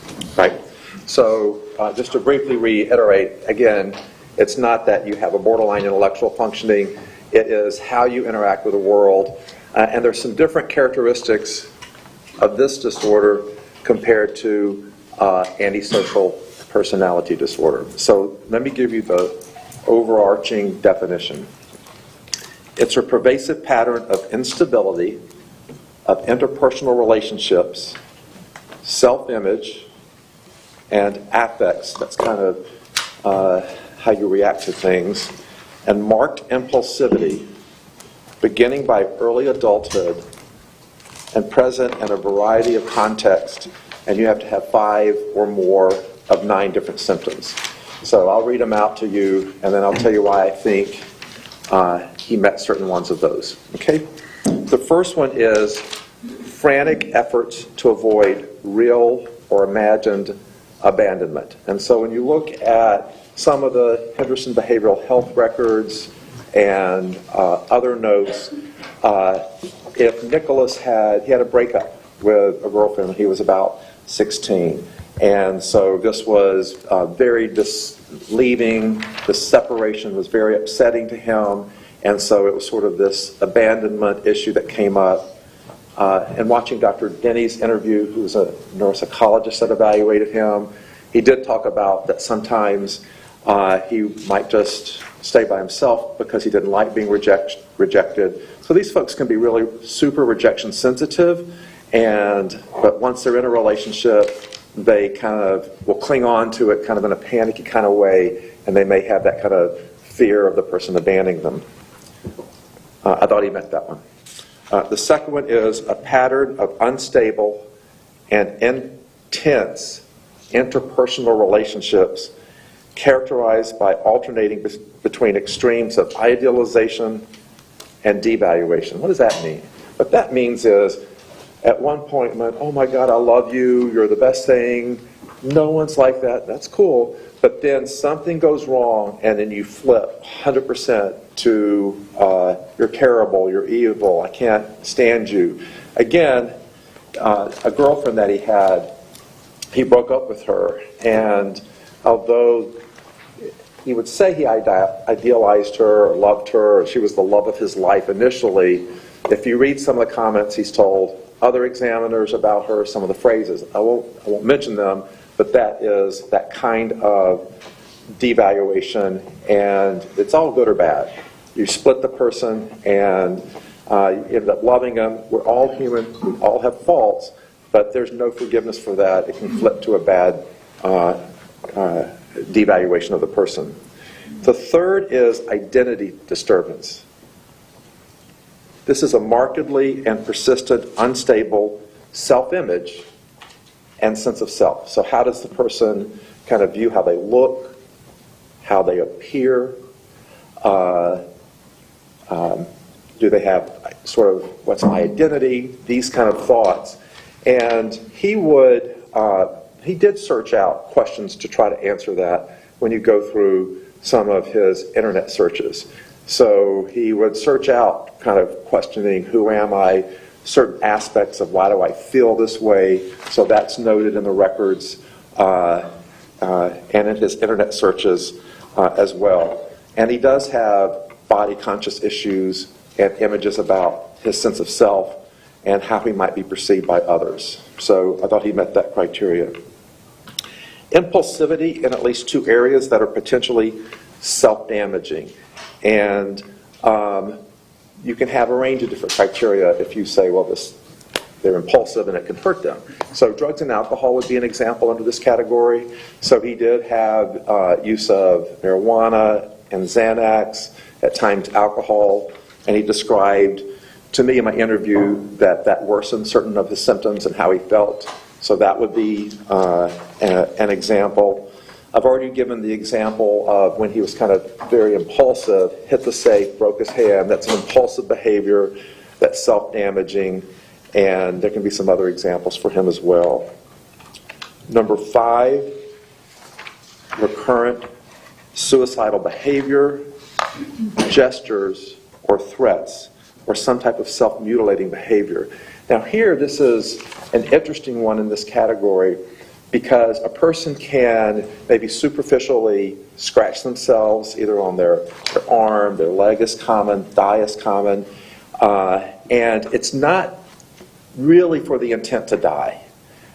Some people will express to you it helps relieve the pain, or it may, I concentrate on that versus other things, but they aren't intending to kill themselves, but they'll make these statements or gestures. So there was, at one point, there was a threat assessment when he was about, it was in 2016 at Marjory Stoneman Douglas, and it got triggered because a peer at the school, he had commented either on Snapchat or some other social media that he might have cut himself or that he might have consumed gas, drank gasoline, this type of thing, when in reality, if you're drinking gasoline, that would cause serious medical problems. So, but there was some sort of gesture. He was evaluated by multiple folks, different agencies, and then he said, no, I really didn't do that. So it either can be for attention, or it's a gesture, but it's not with the intent, typically to die. And affective instability, this means you have a marked change in mood. So you can have really intense dysphoria. It can be brief, usually last a few hours. So for example, when he would feel depressed or be upset about something, he would have these thoughts that he would want to go out and kill, usually animals, to help relieve that stress, that dysphoria. So these thoughts of killing would come to his mind as part of that instability. 7 is chronic feelings of emptiness. So this is chronically feeling lonely. He told, there was a Henderson behavioral health therapist, Jared Benefield, and he said, yeah, I kind of feel lonely. He's described that to other folks, and just kind of feeling chronically empty. And then 8 is inappropriate, intense anger, or difficulty controlling the anger. So you can have frequent temper, constant anger, recurrent physical fights. I've given you several examples of that, but some of the other examples, if you read his Instagram post, or I read the Instagram post, and I can just sum them up, and some of the things that he said to some of his peers and communicated the anger in the way that he did was extreme, inappropriate, intense anger. And I think he meets that criteria. The last one, which I do not think he met as far as how the manual suggests, is transient, what we call stress-related paranoid ideation or severe dissociative symptoms. What does dissociative symptom mean? It means that you lose touch with reality or your context of your environment in some way. So sometimes people think of like, ooh, multiple personality disorder, kind of in the movies and the lay press. That would be kind of a huge extreme example, but there was not evidence that he's dissociated, lost touch with the world around him, and so I did not think he met that criteria. Okay, so why is borderline personality applicable in this case, Dr. Scott? Well, it's applicable in this case for a couple reasons. One, he meets the criteria. 2, that combination with the antisocial personality disorder, if you're trying to understand, why did he do this? people can wonder, people just don't do this. Why did he do this on that day? And a lot of characteristics of that borderline, remember again, it's not like a psychotic disorder or a mood disorder, are intense anger. When you feel maybe that you've been not respected, you've not been treated well, and that antisocial then personality disorder fuels the fire also that, well, this is how we're going to take care of this. This is how I'm going to do business. And so I think those two go hand in hand. Okay. And the third thing you mentioned is malingering. What is malingering? Yeah, so malingering we've covered, kind of to paraphrase it a little bit, but it is the gross exaggeration or faking of physical or psychological symptoms for the purpose of a secondary gain, which is a reason. So it could be, to get out of trouble, to get out of the military, to get into the hospital if you want a place to stay. There can be a lot of reasons a person may malinger.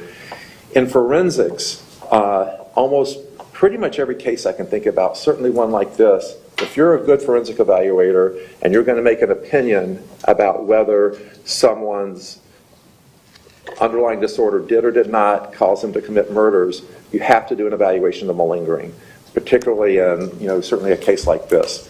And it is a really significant part of forensic evaluation. Okay. And is malingering actually defined in the DSM-5 TR? It is. It is included in a section called Other Focus of Clinical Attention. So it's not a mental disorder. So just because someone may make up something or fake something, it doesn't mean they're mentally ill, but it is included in the manual, so it's not a mental disorder, so that we have a way to say, this person doesn't have a mental disorder, they're faking it. And so that's why it's in the manual. Okay. And Dr. Scott, you evaluated the defendant, Nikolas Cruz, for 3 days in this case, correct? Yes. At any time, did you feel that he was trying to manipulate you? Well, certainly there were times during the evaluation where on the clinical part of the interview, I felt he was reporting kind of extreme mental health symptoms that were highly atypical, extreme physical symptoms that were highly atypical and not supported by the records. So if someone says, I've done X, Y, and Z, and I'm doing this, since I was a kid, and you have all the records and none of that happened, that's an example of malingering or manipulation in some way. Yes, so I did think so. Okay, and did you find any evidence of malingering? Yes, there was robust evidence that he was malingering during my examination, but also during Dr. Denny's examination. Okay. What is the significance of the Yale, like Yale University, Brown, like Brown University, obsessive-compulsive score? Right. So I had gone through the mental health records, and one of the diagnoses, at least recorded in the record, he had been recorded with a diagnosis called attention deficit hyperactivity disorder, kind of summed up as ADHD. But one record also noted that he might have something called OCD, which stands for obsessive compulsive disorder. So if you've ever watched the show Hoarders, that would be an example kind of huge collection that's kind of under that category. These people may have real difficulties with a range of things. So they have to count every crack. They have to do the light switch 4 times or they can't leave. They have to, it's really kind of a thought that's intrusive. A behavior may be associated with it. So I thought, well, I see this is listed in the record. I never saw any of the true signs and symptoms of that. Where I think that came up is there were times he would ask his mother repeatedly to use the Xbox, kind of in obsessive way. But that's not the same thing. Can I play the Xbox? Can I play the Xbox? That doesn't mean you have a mental disorder in and of itself. So I gave him the structured interview. It's not like a psychological test that comes out with a score, but it lists a range of different possible obsessions and possible compulsions, like every possible one you can almost think of to make sure you're being thorough. Okay. And what did that tell you? He endorsed an extremely high number as present, when in reality, the records did not support that at all, not the ways he was describing. And the significance of that? That would be consistent with malingering, OCD, or that psychiatric symptom. Okay. And how about, what's the significance of the trauma symptom inventory too that you So the trauma symptom inventory, I administered it. Dr. Denny ultimately scored it, but I'm familiar with the instrument. I know the interpretation. This is an instrument that does have what we call validity scales. That's a term you're going to hear a lot about probably in the next couple days. So what a validity scale means and why it can be important in a test is the person presenting their symptoms in a truthful, valid manner or not?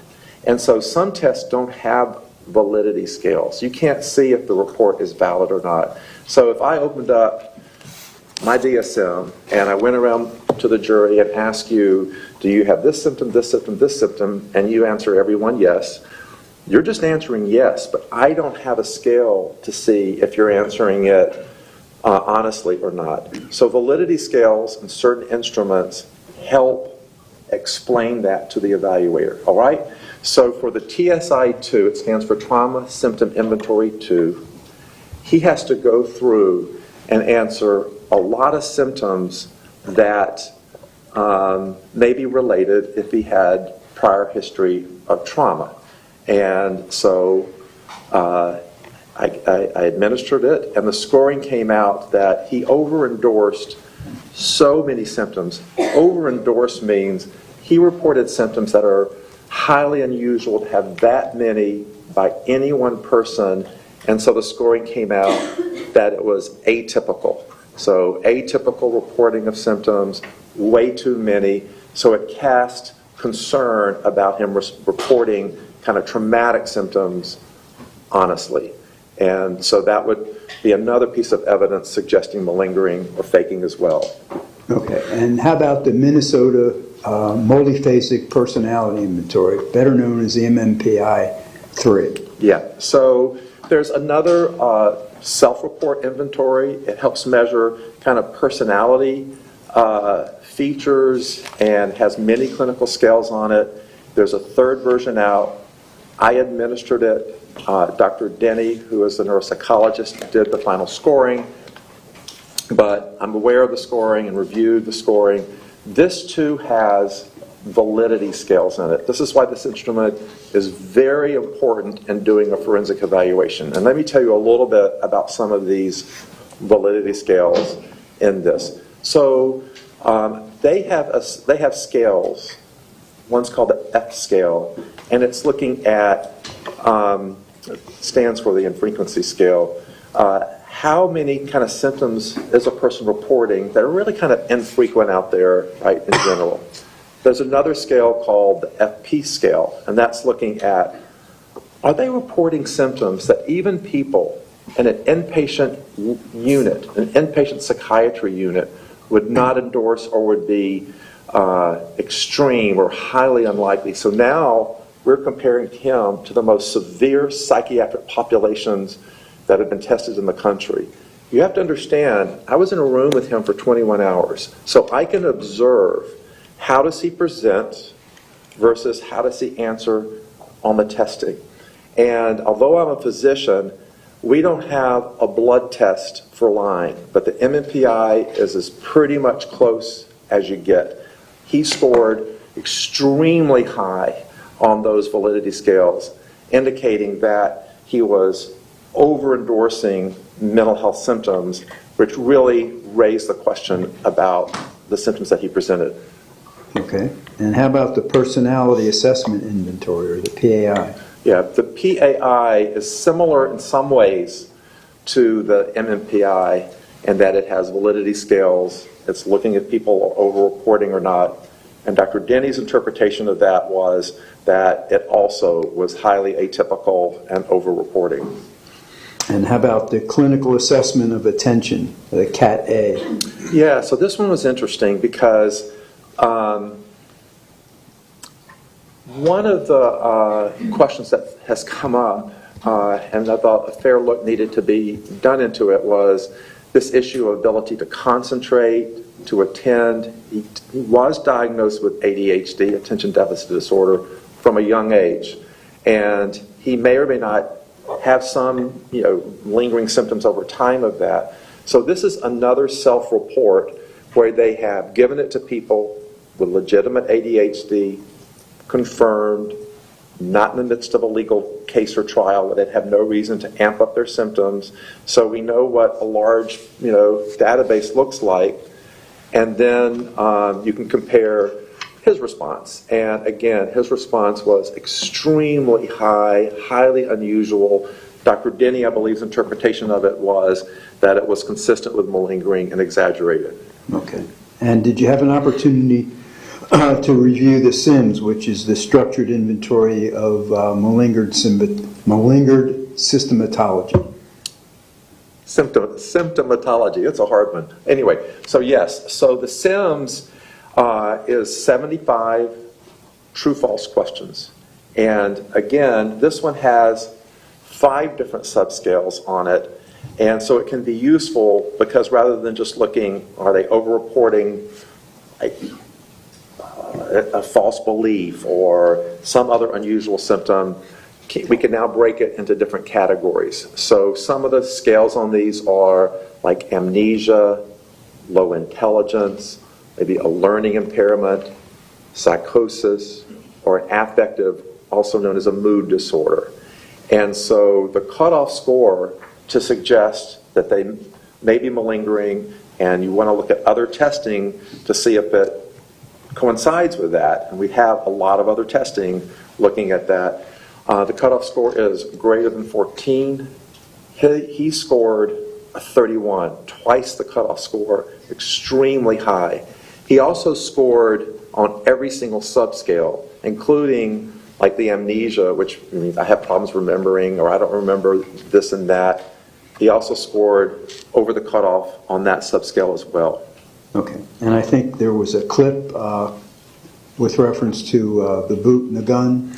Yeah, so one of the things that you can malinger in different ways, and one human being can also malinger in different ways. So let me tell you kind of like the 2 main categories.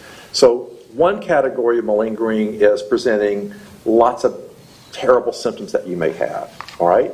And so he did that in a lot of the testing. Another way of faking is kind of faking good. So it would be not taking responsibility and saying, oh no, that wasn't my problem. I didn't do that, so you're malingering well. You're trying to fake and present what we call a positive impression. You're trying to create, I love this term, it's called impression management. You're trying to manage the people around you by putting yourself in a positive light and manage them. So this clip, we're talking about a swastika that was placed and it was into evidence. It was related to the offense. There's a swastika on the boot. There's a swastika on one of the magazines. So I'm asking him about where did the swastika come from, what does it mean, who put it on there. Now, I've read depositions of other individuals who they've testified they did not put the swastika on the gun or the boot. And then I'm going to ask him, how did this come from? You'll see what he acknowledges, but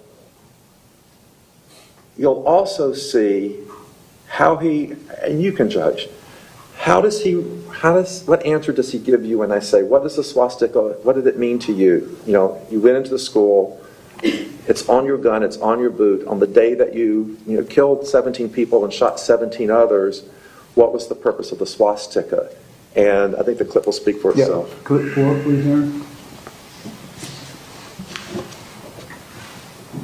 And any time where someone might have thought you were carving like a swastika on a table or something like that? My friends told me to do that, and they did it as well. and I did that for attention. And anything that I drew swastika or said nasty remarks about race or gender equality or anything like that was all for attention. Okay. And that magazine, I'm sure you know about it. It was like I had a magazine with a swastika on it for my AR. Yeah. I didn't write that at all. Where'd that come from? Jameson Todd asked me if he wanted to draw a swastika on it, and so I said sure. Okay, so he I didn't drew, think any of it. so he drew the swastika on the magazine? Yeah. We were just chilling out. He said, "It's cool if I draw a swastika on your mag." I said, "Sure." Okay. And was that magazine used on the day of the offense? Yeah. Okay. Was it left there like at the scene? I believe so, yeah. Okay. And then someone told me I had a swastika on my boot. I did do that, but that was for attention. Okay. When did you put the swastika on the boot? Probably half a month before. Okay. And what kind of attention can you get from having a swastika on you? Negative or positive. It can be used in either way because the swastika was used in Native American as a peace symbol. And then when the Germans saw, I guess they took it up themselves and they made it into a symbolic symbol, which was really stupid because it was a Native American peace symbol. Okay. But when you would put on your shoe for attention, which of those two was it most likely to kind of connect to or represent? Mostly peace. Okay. All right, so his presentation, and there's a history of him with a swastika on the book bag, with a FN word. There's searches prior to this crime on the internet related to a range of things related to swastika. And in the course of my interview, although the swastika was on the magazine and the boot at the time he killed 17 people, he said it was there for the intent of peace. And so sometimes that just doesn't sort of seem, in my opinion, consistent with what the record showed. Okay. And did you make any other observations during your evaluation, Dr. Scott, that were inconsistent with the psychological and neurological testing? Yes. So prior to interviewing Mr. Cruz, I had read a good bit of evaluation material. I did have access to a good bit of the defense testing as well. And so it was unclear to me how he might present intellectually based on kind of what was written. And so I wondered, could he even read? How did he read? What was his actual level of functioning? So I did start off fairly basic to try to assess that. And then as the interview went, I was with him for almost 21 hours, I came to learn more about how he thought. And I think some of the clips describe that. Yes. Aaron, clip 5B, please.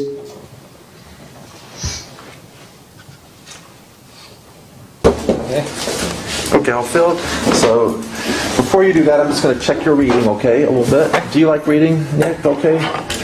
And so I'm going to ask you to read out a few things out loud. You can give me the pen back here. And I just want to make sure you can read all these questions okay, all right? So I'm just checking out your reading. So let's see. I don't know if you like African animals or anything like that, but this is a book. I like it. This is a book on, let's see if I can find one that might be interesting to you. Anything really. Do you like reading, or do you like animals, or what's? I like animals. Okay, let's do this one. I just want to have you read out a little bit for me. Here we go. Yeah. You might need your glasses because. You need me to take off my mask or anything? No. Okay. So just start kind of here and read the first couple paragraphs for me. You got it. Indeed, when it comes to the question of which land animal is fastest, a cheetah wins paws down. It relies on its record-setting speed to chase down prey. Unlike other cats, a cheetah usually hunts during the day. Cat does its best to get within 150 feet of its potential of prey, which is less than half the length of an American football field, and then quickly revs up to a sprint. If the cheetah succeeds in bringing down its target, it clamps its jaws down on the animal's throat, cutting it off its air supply. Before digging in, the cat usually moves its meal to an area by a tree. Okay, you're doing fine, yeah. I just wanted to make sure that if I gave you this questionnaire, you could read all the questions, but I'm confident you can. So, Okay, so the point of that was, before I can administer some of the questionnaires. I have to make sure he can read at a certain level. It wouldn't be fair if someone, you just hand them a questionnaire and then it could be like random scoring or stuff. So that book is at the appropriate age level where he could do, the testing that followed. So I did the testing after. And so that's not like extremely high level reading. I'm not trying to suggest that it is, but it's at least at like the beginning junior high kind of level, and he did fine with it. So it was fine for him to do all the testing questions. Okay, and then there came a time you were discussing chess, correct? Yes, so at some point he mentioned that he had become familiar with chess. He described that he wasn't necessarily a great player. What I was really interested in was, because sometimes people may boast about things and maybe they can't do it, right? And so I wanted to see if he could name the chess pieces and name the moves, which is more than a lot of folks in the general population are aware of or could do. Okay. Aaron, 6B2, please. And any other counselings that you can remember? You talked about Jared. Any Yeah, other? there's like a woman that wanted me to get into chess. And she also wanted me to try to punch a pillow, see if that would help relieve any stress. Right. There's also... And did you end up playing chess? No. Yeah. Or can you play chess? It wasn't my interest. I didn't even play it right. I've only learned that I was playing wrong throughout my years. Okay. And can you play chess now? I'm not very good at it. Yeah. Tell me what you remember about some of the different names of the chess pieces. What are some of the names? Oh, we got the rook, we got the king, the queen, the knights. Oh, the other one. I forgot what bishop. Okay. And the pawns. Okay.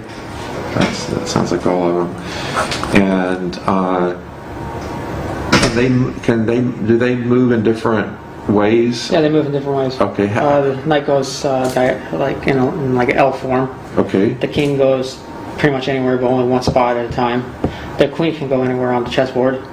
I think the bishop goes sideways, and then the rooks just go up or left and right. Okay. I think that's about it. Do they allow you to play chess in here at all? Yeah. And who do you get to play chess with? My sight doctor. Okay. And are you able to? How do you do? Terrible. Terrible. I think he's cheating somehow. How do you mean? Huh? He always uses his queen. He always uses his queen? Yeah, he always uses his queen. What does that mean? I don't play chess, so...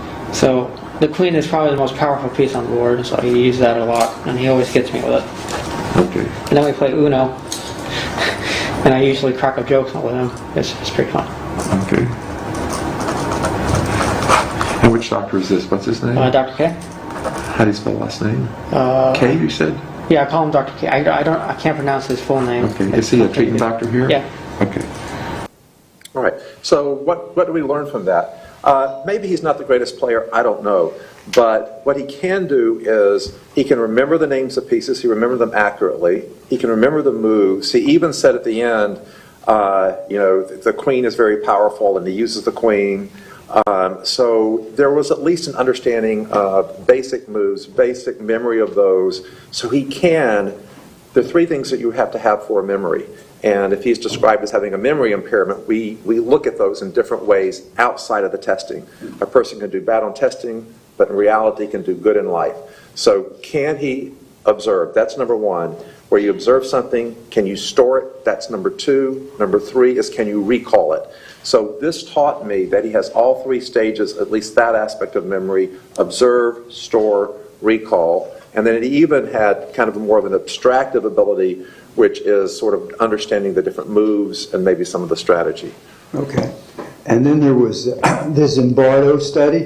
What's that? Yeah, so there was, and I don't know if any of you ever took 101 psychology in college or maybe in grad school, but there's a really famous, interesting study, and I think it was in my Psych 101, and the premise of the study was sometimes called the Stanford study, I think, where you have like half the class or the people that are in the study, they're said, hey, you're going to be an inmate in this study. And the other half are said, hey, you're going to be a correctional officer in this study.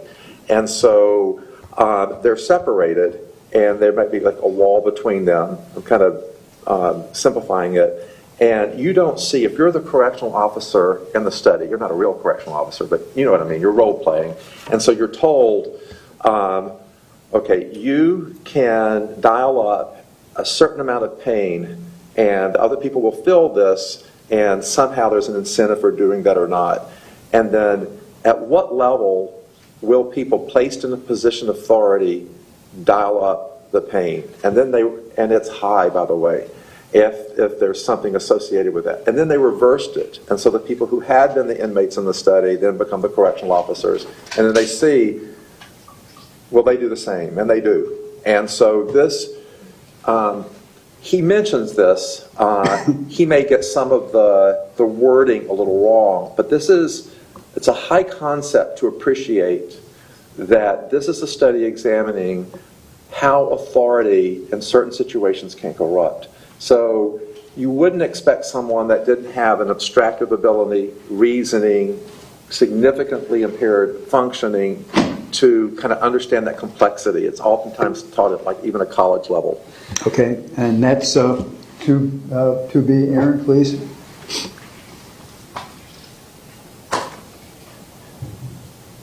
Did you ever take any kind of psychology or psychoanalysis? Oh yeah, I did take psychology. I actually scored pretty well. Okay. And I passed the test too. Okay. And that was at the Dave Thomas campus? OCLC.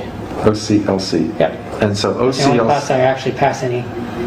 Okay. What kind of things did they teach in the psychology class? Well, they didn't teach anything. It was just basically we were just doing things on computer. Yeah. What kind of topics on the computer were there? People with mental health, past tests, such as the one where they practiced this test on prisoners and guards. So basically what happened was there was this test back in, I think, the 80s or 60s, and they had like a bunch of inmates become security guards, and security guards become the inmates. And it didn't turn out well, actually. The security guards turned against the inmates and treated them horribly, which came up with a theory that if you put someone in a situation and under certain circumstances, they'll abuse that power. Yeah, it's a famous study, actually. Yeah. Yeah, and that is the key point. Like if I had a college student write that answer for what was the meaning of that study, that would get credit for it. That's exactly what it meant. So it showed he had that reasoning ability. Okay. And about, excuse me, memory recall. Well, there were his memory recall in many different ways was demonstrated during the exam. So it's interesting dichotomy because, and I watched this with Dr. Denny's eval, happened to me at some points during mine, you ask him a question, oh, I have a terrible memory, I really can't recall. And so I reflected on that because I'd seen that some of the testing results also suggested that he may have some impairments in memory. So there were situations that came up during the interview that actually showed me he has a really good memory. Okay, Aaron, would you please play 1B? What kind of books are you reading now? I have a book of maps. I'm trying to figure out what's happening in Ukraine. They're attacking on 4 sides, the Russians. Yeah, and so it sounds like you're able to get some news while you're in here. Terrible news. Yeah, and so you have a map, and you even sort of heard on the news about... They're getting close to the capital of Ukraine, Kyiv. Yeah, tell me what you've learned on the news about what's happening with this. Well, so far I heard that Putin ordered a missile strike near the capital. Okay. Killed 10 people. Okay. Anything else you've learned? I learned that the UN and all the other countries are afraid that if they cut Putin in the back corner, he might release nuclear weapons. Okay. And from what you've learned about your history and you have this map book. I actually know a lot about him, actually. He did judo. He had trouble in school. This is Putin we're talking about? Yeah, he actually told the newscast that he couldn't go into the KGB.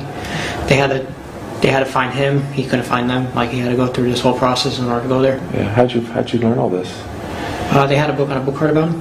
Oh, okay. On the book card here? Yeah, his father served in World War II. Before that, he had a grandfather who served in World War I. Or a godfather, I don't know. I can't remember. His mother lived in St. Petersburg, Russia.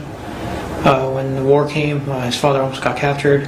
He managed to escape and make it back to the borderline with Russia, but Stalin ordered him to go back to the front line, so that's what he did. He got injured, and then he worked on the farm for the rest of his life until his mother gave birth to him. He has 2 daughters. He got married, I think it's 1969. This is Putin we're talking about?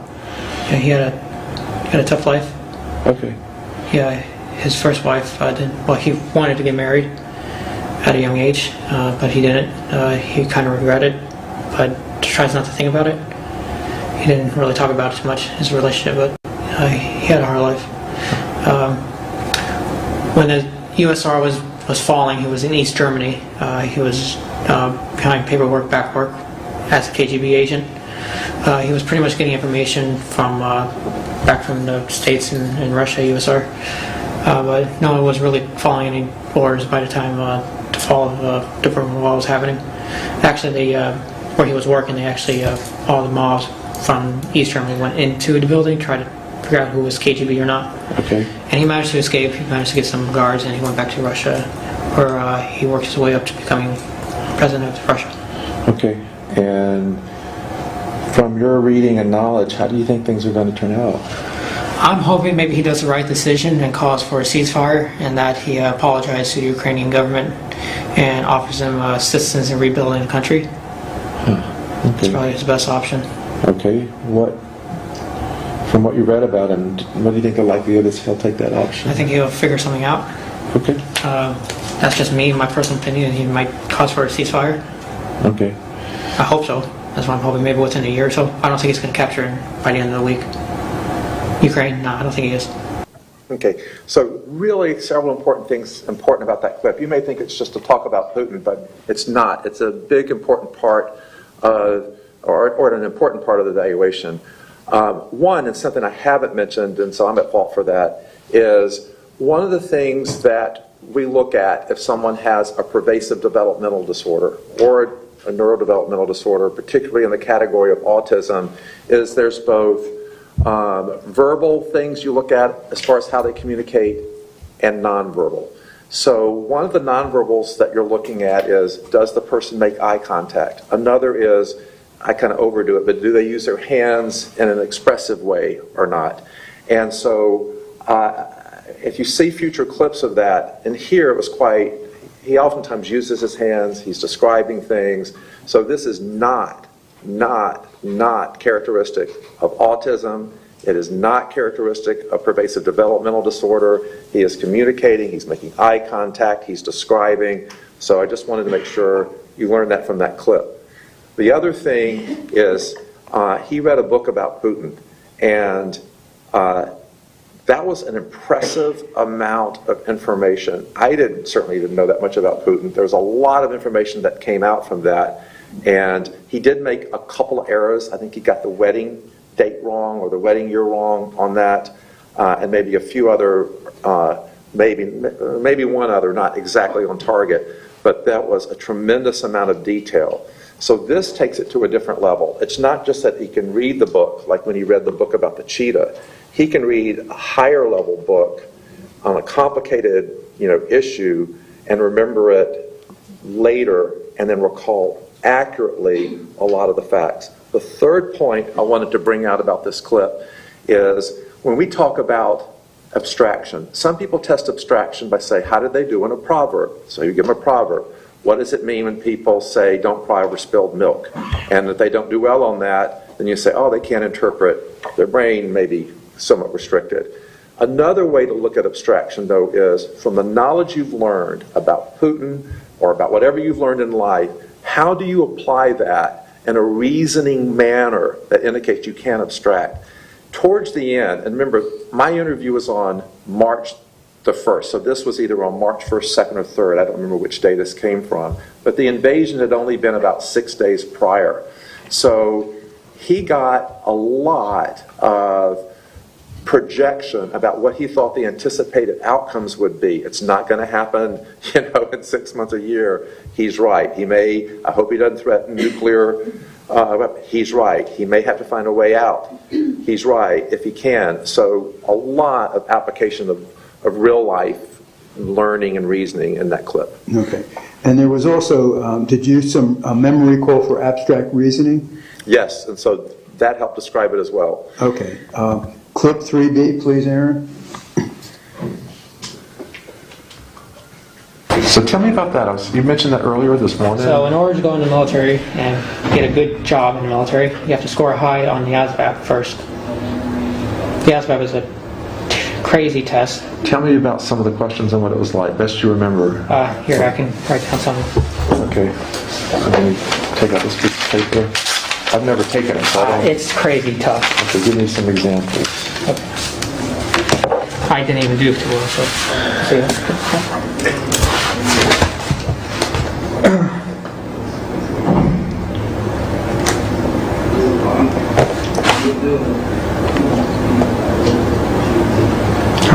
Try and come up with a question I could.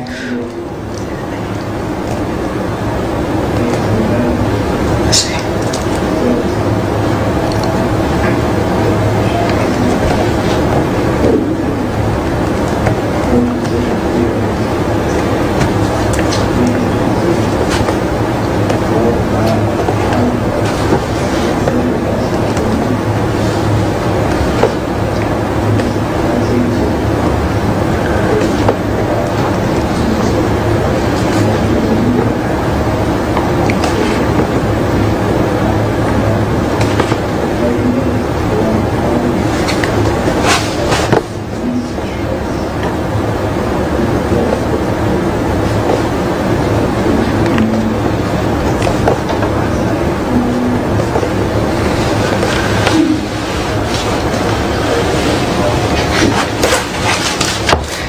Something like that, like tough, really tough questions. Let me see what you wrote here. Those are just like small examples. It gets really, really complicated and tough. So what is a H2O molecule? What's this right here? Let me see. What is a H2O molecule of water? Of water. And what would your answer be to something like that? Hydrogen, and what was the other one? Helium, I believe. Okay, and then what does this say? Who was Josephine during the French Revolution? And what's the answer to that? It was Napoleon's ex-wife. And then this last one? What's the square root of 256? And what's an answer to that? I don't know. Okay. Made up. But would these be questions, are these exact questions from that test or just similar to what? Those are simple questions. I can't put in, like, Okay. give you one. It gets really complicated. Okay, so a couple things. I was in the military, so there is a test that you can give called the ASVAB. I may be getting it wrong, but you know what I'm talking about. And he did poorly on that in reality when he took it in roughly the 10th grade at Marjorie Stoneman Douglas. And so, and that's documented. What I'm asking here, though, is something different. This is a person that I might have had the impression couldn't maybe read that great, or couldn't remember things, couldn't come up with an abstractive way to think about the world. And so I'm asking him about this test, and he volunteers to write the questions. I don't lead him. I don't ask him to do that. Important for a couple of reasons. One, again, autistic people, and I've worked in autism clinic at the University of California, San Francisco. He is initiating the interaction there. He's making eye contact. He reaches over. He has the behavior. Sir, could you slow down a little bit? Yes, ma'am. Thank you. No, sorry. So he has the behavior that indicates that he's engaged and interactive. He then, out of his own mind, comes up with 3 separate questions. And the first one is, it's a science question, what is the H2O molecule of water? Well, that tells me that he does remember that H2O is the chemical symbol for water. He goes on to say it's either helium or hydrogen, so it shows a little bit more knowledge about the periodic table, even if he doesn't get every other aspect of the molecule of water. Number 2 is, who is Josephine related to the French Revolution? So now he's come up randomly with a history question, and then he answers it. And then the third one is a math question. So he's writing a sample screening academic test. And he has the square root, and the number that he chose, although he said he didn't know the answer, if you do the math on it, it actually is one of those that's a perfect. If you have a square root, it comes out with an actual number. So the odds of that, you know, I guess it could happen, but it would be pretty unlikely. So this is multi-step thinking. I'm going to create a test. I'm going to think of 3 questions that I know the answers to and show them back to you out of his knowledge. Okay. And then there was another clip about the description of an AR-15. Why was that significant? Right. So part of this crime actually involved an AR-15. And so to what degree did he understand what an automatic weapon was, what an automatic weapon could do, and or was it just something that was beyond his control and he didn't? So I think that this clip helps illustrate his knowledge of the gun. Okay. Aaron, clip 3, please.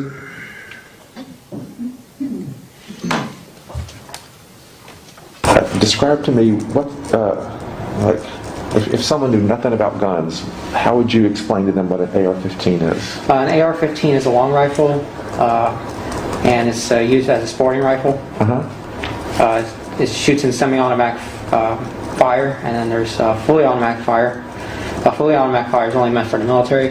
No legal person is allowed to get it unless they have a firearms license or something like that in the state of Florida. All right, and so again, what's the difference between, you know, for a complete novice, between a semi-automatic and a full automatic? Fully automatic is continuous fire. Okay. And semi-automatic is single fire. So every time you pull the trigger, you only pull once. Okay, so does that mean you have to pull for each time you fire it, or does it do it on its own? So like that. Okay. While in fully automatic, you just hold on as strong as possible until the rounds are completely empty. Okay. Okay, and so he has a good bit of detailed knowledge about the AR-15. There are other parts of my interview where he discusses this weapon in more detail. He also acknowledges that each click of the trigger is a voluntary, you have to do it. You have to click it yourself. It doesn't just start shooting people on its own. So every click of that automatic weapon was automatic from his finger, but not from a mechanic of a gun. It's something he did. Okay. And then you did something with visual spatial, with the marksmanship? Yes. So one of the other real-life practical areas you might want to examine are both hand-eye motor coordination and perhaps visual spatial relationships related to that. So he was in JROTC, and he did join, it was on their marksmanship team, and so it is an aspect of measuring how good he is with aiming, with hand-eye coordination, and I thought this clip summarized that. Aaron, 7B, please. I think 10th, partially 10th. You're right. Yeah. Okay. So you went there, and how many people were in your class? 30 people at a time. 30 per class, and if you. In JRTC in the morning, so we have different names for morning sessions in JRTC. The morning session I was in first year was really short. There was not that many kids, so we had a chance to speak, get to know one another, build up our confidence with each other. Okay, so was your JROTC, was that your first class of the day? Yeah. And that's when you went, and I just want to make sure I got the years right, because you left there roughly when you hadn't quite finished the 11th grade, is that right? I think so, yeah. And then I was doing really well in that class. in the JRTC? Yeah. So let's talk about that. Who was your teacher? John Navarro. Okay, and I've never been in a Sergeant John Navarro. in a JRTC class. So Okay. tell me what happens in a JRTC class. JRTC is the short-term definition of JRTC is Junior Officer Training Corps. Okay. It's supposed to make you ready to go in the military, because that's what I wanted. I wanted to seek a military career in the K-9 unit, if not K-9 unit, then Army Ranger School. So I was trying to learn everything I can about the military. So the first step was to go into JRTC, take a class on marksmanship. because I wanted to experience that, just to get an idea of what it's like. And I learned a lot. Okay, tell me what you learned about marksmanship. I learned how to shoot a gun. I learned how to zero in a rifle. What does zero in a rifle mean? I don't know what that means. It means to shoot dead center or shoot on impact. Where you want to shoot your target, like, see that bottle? Yeah. If you wanted to shoot the top of that, you're supposed to zero it in, so you keep shooting it until you're able to get the cap off or something. Okay. And that's when you're ready. Okay, what type of training, gun or whatever, did they use? We didn't do anything that you see on TV. No? No. What we did was we sat on a platform, like a little green thing, and then we set up our rifles. We put on these little things around our arms, and we had some sort of air pellet gun, which I think functioned on CO2 gas. So we had cylinders in it. So we pull back the thing, and then you're supposed to put it in the thing, and then you're supposed to let go. And then you look, and it's supposed to hit the target about 10 meters. So we set up these targets 10 meters. And there's prone, kneeling, and then standing. Okay. And Three different positions you have to learn? 3 positions, yeah. For that particular How did they determine if you were good or not? You have to shoot a target at 10 meters the size of a dime or a quarter. Okay. It actually decreased in size over the years. I don't know if I heard it's a penny now. Okay. So overall, how did you do as a mark in that class or in that JROTC? Were you Well, a good shot? I was in the top one. I was probably the third or fourth one from being top in the class. Okay. The females are a lot better at shooting than men. And that's because? They're just better shooters. Okay. Even the Marines did their own study on that. It's true. Women are better shooters than men. Okay. And so, anything else you learned in that class? I learned leadership skills. I learned... Give me some examples, some leadership skills. Whenever someone's in need, you're supposed to go up to them and make sure they're all right. If someone were to challenge you in a fight, you're supposed to walk away from it. If you're marching and someone falls down, you're supposed to help them up. And if someone's having issues with some sort of class, you're supposed to help them out. Okay. You're supposed to stick up for one another. That's what theirs is about. Okay. All right. Couple things important about that clip.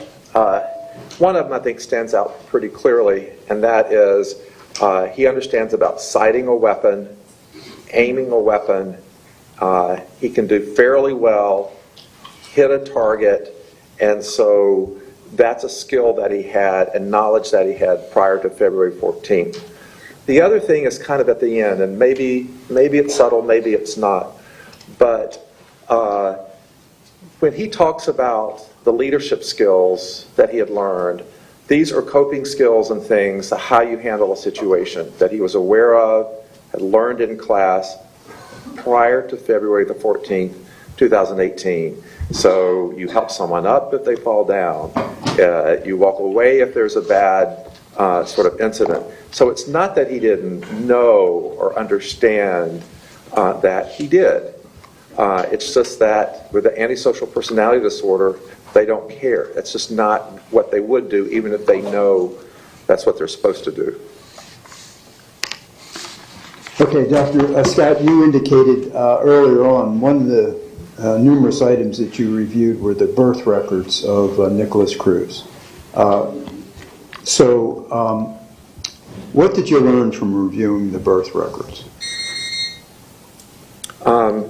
Yes, I reviewed both the adoption records and his birth records. So from the birth records, I learned quite a bit. And I'm going to show you, and I showed you this first, right? Yeah. Okay. These are already in evidence, but I wanted to show you particularly page 186, 187, 184, and 185. Dr. Scott, let me know if you have reviewed those pages and what you've learned from them.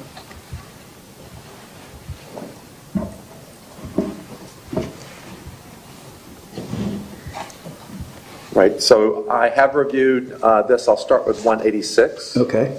And so 186 is kind kind of a form where they record information about his birth and the birthing process in and of itself. And on this form, it does note sometimes the umbilical cord can wrap around a little baby's neck. And the real question is if rather that causes harm or not to the baby. It can be benign or it can be not so good. Does it form what we call a knot? And so they have a checklist on here, and that does not, a knot was not formed here. He did have 3 times the umbilical cords around him, but not in a way that it would have compromised his airway. It's a poor photocopy, but I know what his APGAR scores are. The APGAR scores are on here, and these are 5 ways you can monitor kind of a baby's quick reaction. They aren't necessarily predictive of long-term neurodevelopmental outcomes with an APGAR in and of itself, but it was developed as a screener, and his scores were 8 at 1 minute and 9 at 5 minutes. The other thing that is noted on this form is babies, sometimes when they come out, sometimes they can breathe spontaneously on their own. That's what we hope happens. That's the most common way. And so they checked that he did have spontaneous respiration, and they also checked that they did, which is also commonly done, bulb suction. So if a baby might have a fluid known as meconium in the amniotic fluid, typically the doctor or nurse might have a little bulb suction to make sure, quick in the mouth, and that's called suction. And that's what it looks like. The other thing is it did note that he had some meconium in the amniotic fluid. You may already know that that can be kind of part of a baby's bowel movement or other areas, and you can test the meconium and for drugs. And I understand it may be in another document, but his meconium was tested. They can test up to 90 days before. It's an actual scientific test, and he tested negative for exposure to drugs in the meconium. So things that would typically be tested would be things like cocaine or methamphetamine, maybe opioids or other drugs, and there was no evidence of that from the meconium report. And you mentioned the APGAR score of 8 and 9. What does that mean? Those are normal scores. The score that was 0 at 1 minute was that his color was off, but his heart rate was fine, so it's not related to his heart stopping. His respiratory effort was fine, so it's not related to him having troubles breathing. His muscle tone and reflexes were good, but sometimes baby come out and they aren't fully pink yet, and so you score it. Are they more bluish, partially blue, or fully pink? So by 5 minutes, he's now, the body is pink, but some of the extremities are still blue. And what about the mask? So there is, under the resuscitation, it says he had spontaneous respiration. Here they say there's no bag or mask, but there's an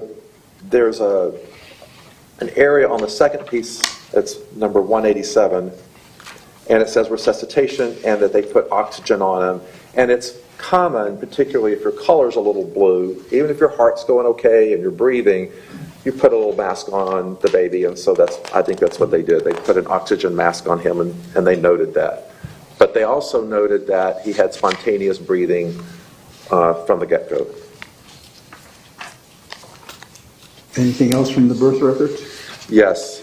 So just to double check the other things he had a physician report, so they're checking him out, and everything was normal. They checked that his neurologic was normal on the physician's report of the child. His heart and lungs were normal. He went to a regular kind of baby unit or maternal ward, did not go to NICU. There was no evidence that he had to be resuscitated and needed to have a NICU, neonatal intensive care unit treatment. There is a checklist on one of the pieces of paper that said, quote, stimulation. So if you work in a delivery room, stimulation can be checked as a lot of different things you can do when the baby. So rubbing the skin would be stimulation. Wrapping them could be a stimulation. It does not mean that they had electrocardiac conversion, like they were, their heart stopped and you had to paddle them. It's just a way to stimulate the baby after they're born. And there's a range of ways you can do that. So your conclusion of reading the birth records, Dr. Scott? This was a normal weight, healthy baby boy that did not appear to have been exposed to drugs in the 3 months or so prior to his delivery, who spontaneously breathed. They put oxygen because he was a little blue than pinkish, and went off to the regular unit. Okay. And you mentioned the adoption record, so I'd like to show you now of those adoption records, pages 310, 319, 320, 396, 399, 31, 32, 23, 284, and 197, and 319. Doctor, have you reviewed those pages before? I did. Okay, I'd like to, first I should review these, right? Correct? Yep. Okay. Show you these. Tell us what your review of those indicated, please. Okay. So, Mr. Cruz's mother put her baby up, as you know, for adoption, and so she has to fill out initially, probably around the first trimester or at the end of 3 months, a form gathering medical information about her pregnancy. And one of the questions says, when did prenatal care begin? Third month. Have you consumed any alcohol during the pregnancy? And she said, on this document, before 5 weeks, and she drank beer 3 times a week. And so on this document, she's acknowledging that she drank beer, but this is during the initial 5 weeks, not through the first 3 months. And she does, though, acknowledge that she is smoking cigarettes. So that's on there as well. So she's not completely denying everything. She said, I did drink beer, didn't after 5 weeks, but I am smoking cigarettes. There also is another checklist around this time that asks a whole bunch of different drugs, medicines, and which ones has she done or not at this point, and it says beer, 5 weeks of pregnancy. So again, it's consistent with that prior document. Okay. There are other documents, if it's just easier for me to point out. Okay, go ahead. What page are you talking about? I'm on page now 396. Okay. So on page 396, this is where they're actually doing the first intake. So the birth mother intake, I think they're evaluating, is she a good candidate to put a baby up for adoption and getting some background information.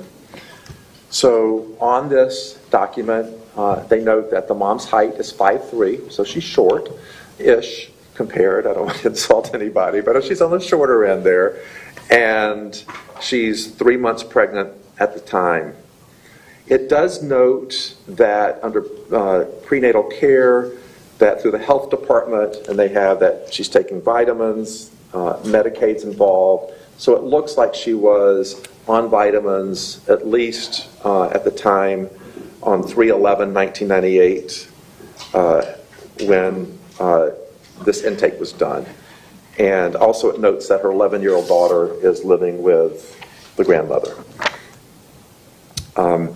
On page 399, so I'm going to move on, those are the key facts. I wanted to talk about the visits. Okay, yeah. So this is, it's kind of hard to read, but I'm familiar with it. This is a list of the different prenatal visits that she had after she has the intake and she gets involved in the system. It also has a list of the different drug screens that she had during the course of her being evaluated and treated. And so it does have at least, it looks like 4 prenatal visits noted on here, and also, hard to read, 4 urine drug screens as well. So it looks like she was monitored throughout. One of the things that when you read through the entire adoption file that's very interesting is at some point she got arrested and she went to jail. So she had to, as a condition of her arrest, she had to have random urinalysis. Now, I've worked in a probation clinic, and there's a reason if you have someone go back in the community, they're on a random. That means something versus scheduled. The reason that we follow people for a random urinalysis is if they know the day they have to come in to be tested, they could, for example, have someone else maybe give them their urine and they could hide it and bring it in. A random urinalysis, and that's how it was noted in the notes, is very different. You don't tell the person. You show up, maybe they'll have it that day, maybe they won't, so that they can't smuggle in someone else's urine. I mean, we know that can be an issue, so that's why hers was ordered and noted as a random urinalysis. And those were noted in the record as negative. In addition to these prenatal visits, there were actually more. When you read, there are over 1,000 adoption pages just in this part of the file. But she also had follow-up for a sonogram. There was one time where she thought she might have a little spot bleeding, and so they called the hospital and or the clinic, and talked to her obstetrician. About a month prior, she thought she was having a premature contraction, so she was hospitalized briefly at a local hospital. So that's another monitoring where people could have seen if she was actively using drugs or alcohol. And in the month prior, she was also in a treatment facility of drugs and alcohol, which should make her use much less likely. And in the birth records, though I didn't mention it, there was no evidence that Nikolas was born with alcohol, that he was withdrawing from alcohol, that his vital signs indicated any kind of withdrawal from alcohol, and nor were they, if we get to the mother's OBGYN records on delivery, that she was in alcohol withdrawal of any kind either. Okay. How about admitting to alcohol by the birth mother in the records? Did you see any of that? I'm sorry, repeat the question? Admitting to drinking alcohol.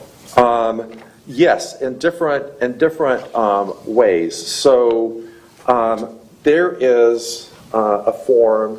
And I used to help fill out some of these forms when I was a med student and an intern when I worked on OBGYN, which kind of summarizes when they come in and when they leave.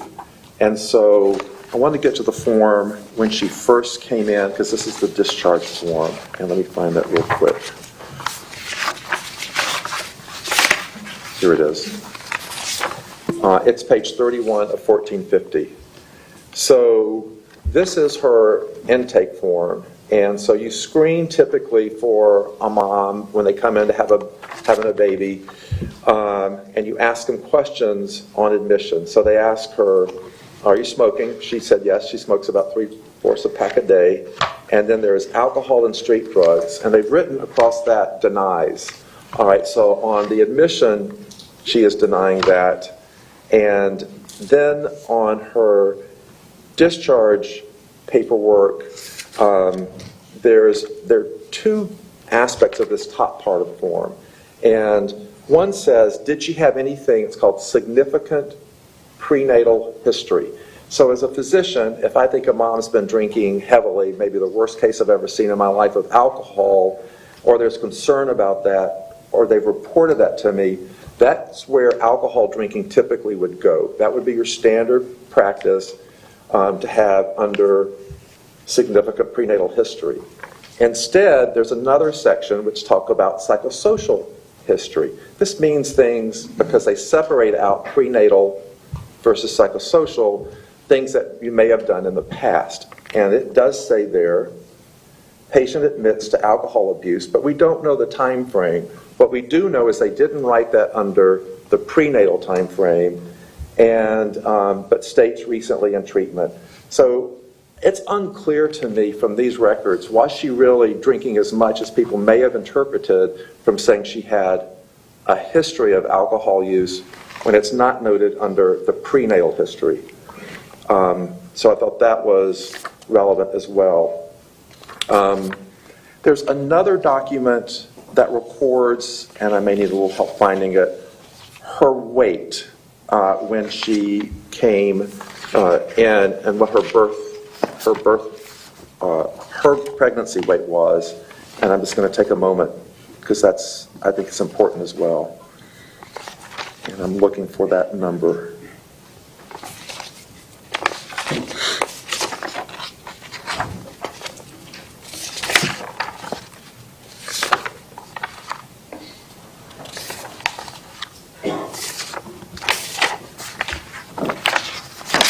While someone may be looking for that, I did want to mention a document that we had left out. There is a document that has her pregnancy weight, and she had a substantial gain of weight, not loss of weight. I think it was maybe 177 pounds, and her pre-pregnancy weight was around 140 or something. So I know the records indicate there is a note that she lost weight between visits. We don't know how much weight she lost, but she overall had an appropriate significant amount of weight gain. And then one document I failed to mention, but it's an extremely important document, is number 197. And you may or may not know, she was at one point arrested one night with a colleague of hers, and there was arrest for possession of cocaine or something to the effect of that charge. So this was at night. She got taken to the jail. Again, I've worked in jails. And so she had a blood alcohol level drawn. And if you're thinking about the best test for if you're heavily drinking or not, and you're out at night, maybe you're scoring or not scoring cocaine or whatever reason you were there, what was her blood alcohol on this random night where she was picked up? And it was 0. There's no evidence she was drinking that day. So there's not evidence from the birth record other than a past psychosocial history. There's not evidence from the jail record when she was randomly picked up and it was noted as 0. There's not evidence of alcohol withdrawal in her or the baby. And then over the course of while she was monitored for her pregnancy, so this is number 284, page 284, they did draw some blood work. So it's called a CBC, so it's a differential of different types. So there are two ways to look at alcohol exposure in an individual. One way is you can draw the blood and what was their blood alcohol level? Was it 0? You could breathe. What was their blood alcohol level? That's called a direct biomarker. It's direct. We're measuring the alcohol. There's another measure called an indirect biomarker. And that is, we know, think about it, alcohol can affect the kidney, right? So maybe if you're drinking a lot, the liver, your liver goes up, or your liver enzymes get bad. But it can also affect the red blood cells. So one test that not always, I want to be clear and fair, not always gets elevated with chronic alcohol abuse, but often does, is something that's a particular measure of the size of the red blood cell. And so she had that test done during the course of her pregnancy, and it's completely normal. It's below the cutoff of what is commonly seen if people are chronically abusing alcohol. So is the test perfect? No. Could she have been using it possibly at that particular test? That's possible, but it's another data point along the way. We have negative blood in the jail. We have a test that doesn't compute. We've got multiple examples of her saying no. We have admit that says denies, though has a past psychosocial history. So it raised questions to me about what was in reality the severity of the alcohol. And one of the things that I thought, made me pause and think about Mr. Cruz's mother and what was her thought or intent, or how did it relate to giving up this baby for adoption? Did she care for him? Did she not? She's working with an attorney that is helping place him with Mr. Cruz's adopted mother. And there's a note that's written in those records where she talks about she really would like to follow up with Nick after he's born to at least see how he's doing, so that if he ever needs, and I think the word is a liver or a kidney, but she expresses concern. So I tried to balance in my mind a picture of someone who seems sort of almost reckless in how they're behaving with alcohol and drugs, as been alleged, versus trying to follow up to make sure her baby's okay, and if in the future anything was needed, she wanted to sort of at least touch base. So that just helped me give a context of all the information. Okay. And Dr. Scott, you mentioned earlier the items that you reviewed. You indicated prior mental health evaluations by child psychologists and child psychiatrists, correct? Yes. So what did your review determine from you reviewing those prior evaluations of his prior treating physicians? So sticking to the physicians, because he had a lot of evaluations, but just going with the psychiatrist, the first psychiatrist I believe he saw was a Dr. Musil, M-U-S-I-L, and he was approximately 3.5 years old at the time. He was referred for issues related to either temper tantrums, there had been some biting noted in the preschool classrooms, so he's having a behavioral kind of evaluation. On that day, on the date that he was seen, and this is a child psychiatrist, and one of the things this child psychiatrist we're trained to do is we ask about developmental milestones. That's why we do 2 years of training. And we ask about things like speech and walking and talking, particularly if you're coming in at such a young age. Excuse me. So Dr. Musil noted that his speech overall was normal, though his first words were at about 18 months. And so that is somewhat of a delay. First words typically we think of maybe 12 months, but some people, even in a normal bell curve, may not speak till 16 or 18 month sentences or words, but that was noted. Otherwise, I think he noted that speech was normal. So that was the first psychiatrist that saw him. He had a consideration or thought that attention deficit disorder might be to play there, and so he ultimately was treated by another physician who did prescribe him stimulant medications for attention deficit disorder.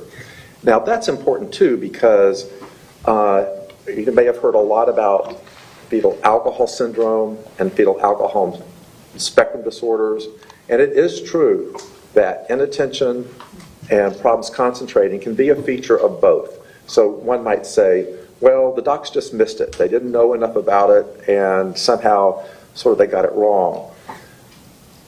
But if you look at the medical treatment for problems with attention and concentration, even if it is clearly fetal alcohol syndrome, and there's no argument this is ADHD, a stimulant treatment for ADHD is still the treatment. So it's not like he didn't get the appropriate medication treatment sort of along the way that would have been used to treat it, even if for some reason folks missed it. He was subsequently seen by other child and adolescent psychiatrists. One was a Dr. Ortiz. She was at Cross Creek, so I think it looked like she was maybe their child and adolescent psychiatrist that worked with them. Another was Linda Karff, and then a third was Dr. Brett Nagin. He was actually the last one to see Nikolas Cruz. Now they had a range of diagnoses, but they were kind of in the same cup, if you will, of what diagnoses might be. They were consistently attention deficit hyperactivity disorder as one of the diagnoses. One of the earlier ones said, it's interesting, the note says OCD, which stands for obsessive compulsive disorder, but from reading the school records, the counselor records at school, what I think they were calling OCD was, is it time for mom to pick me up yet? Can I play the Xbox? Are we there yet? Are we there yet? That's annoying, but that's not necessarily OCD. I couldn't find evidence of OCD. I did see that they tried a range of different medications. One of the earlier doctors, Dr. Karff, after, I think it was around the time where he may have attempted to stab the teacher or there was an assault in the classroom, did start him on a medicine to help with aggression and violence. Although it may not have an FDA approval, we commonly prescribe this for violence and aggression in youth, even if it's not a specific indication in the PDR, which is the physician's desk reference. And so he was tried on that. Some help, but not a lot. If you had to sum up the rest of his treatment, try different stimulants. Although he would tell me they never helped, there was a lot of records that said improved, mother sought them out, they were helpful to him, that documented they were helpful at different times. Maybe they lost some of their efficacy later on. And then his last psychiatrist was Dr. Brett Nagin, child and adolescent psychiatrist, I believe board certified in child and adolescent psychiatry. So that requires strong training, both in your training and preparation for the boards, knowledge of fetal alcohol syndrome, developmental disabilities.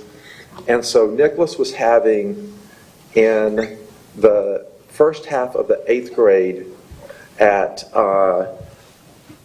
Westglades, a lot of behavioral difficulties. And so the support teams like Henderson are trying to work with a mom, should you have more of an evaluation? So she went for a neurology evaluation. The neurologist said he was normal.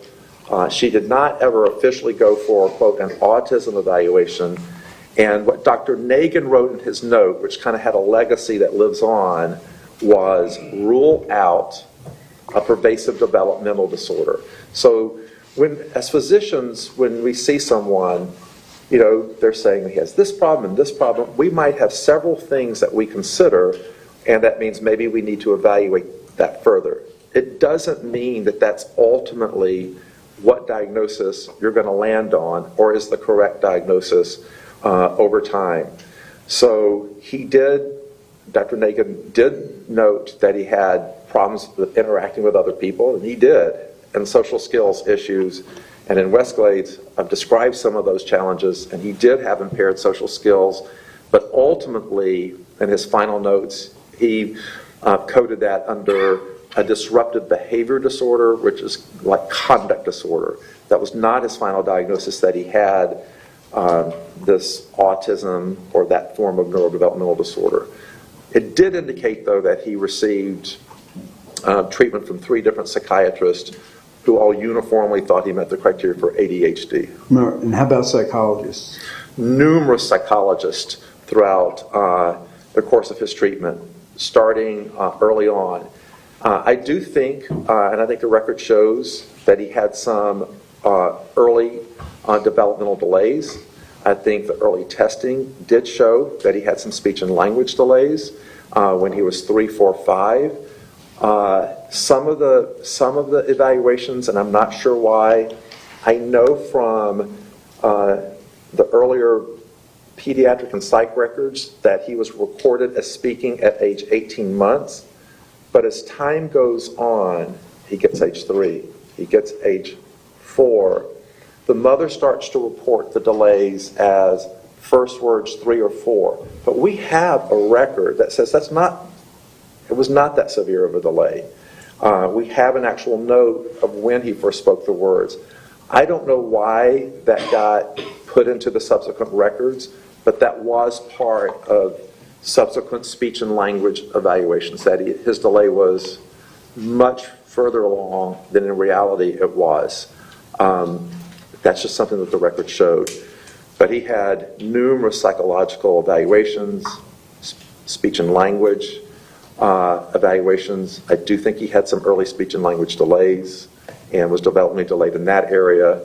But you can see, and you've seen some of the clips, that a lot of his expressive skills, his reading skills, caught up greater than what you might have expected if you just read the early records. Okay, and what did you learn about the treatment and the interventions that existed with the defendant? Yeah, so he had one of the largest range of interventions from age 3.5 that I mean, it's robust that I've ever seen. So let's just go over some of the major categories. Doctor, before you do that, Mr. Sykes, I think we need to take a 10-minute recess for folks to use the restroom. Sure. Okay? Ladies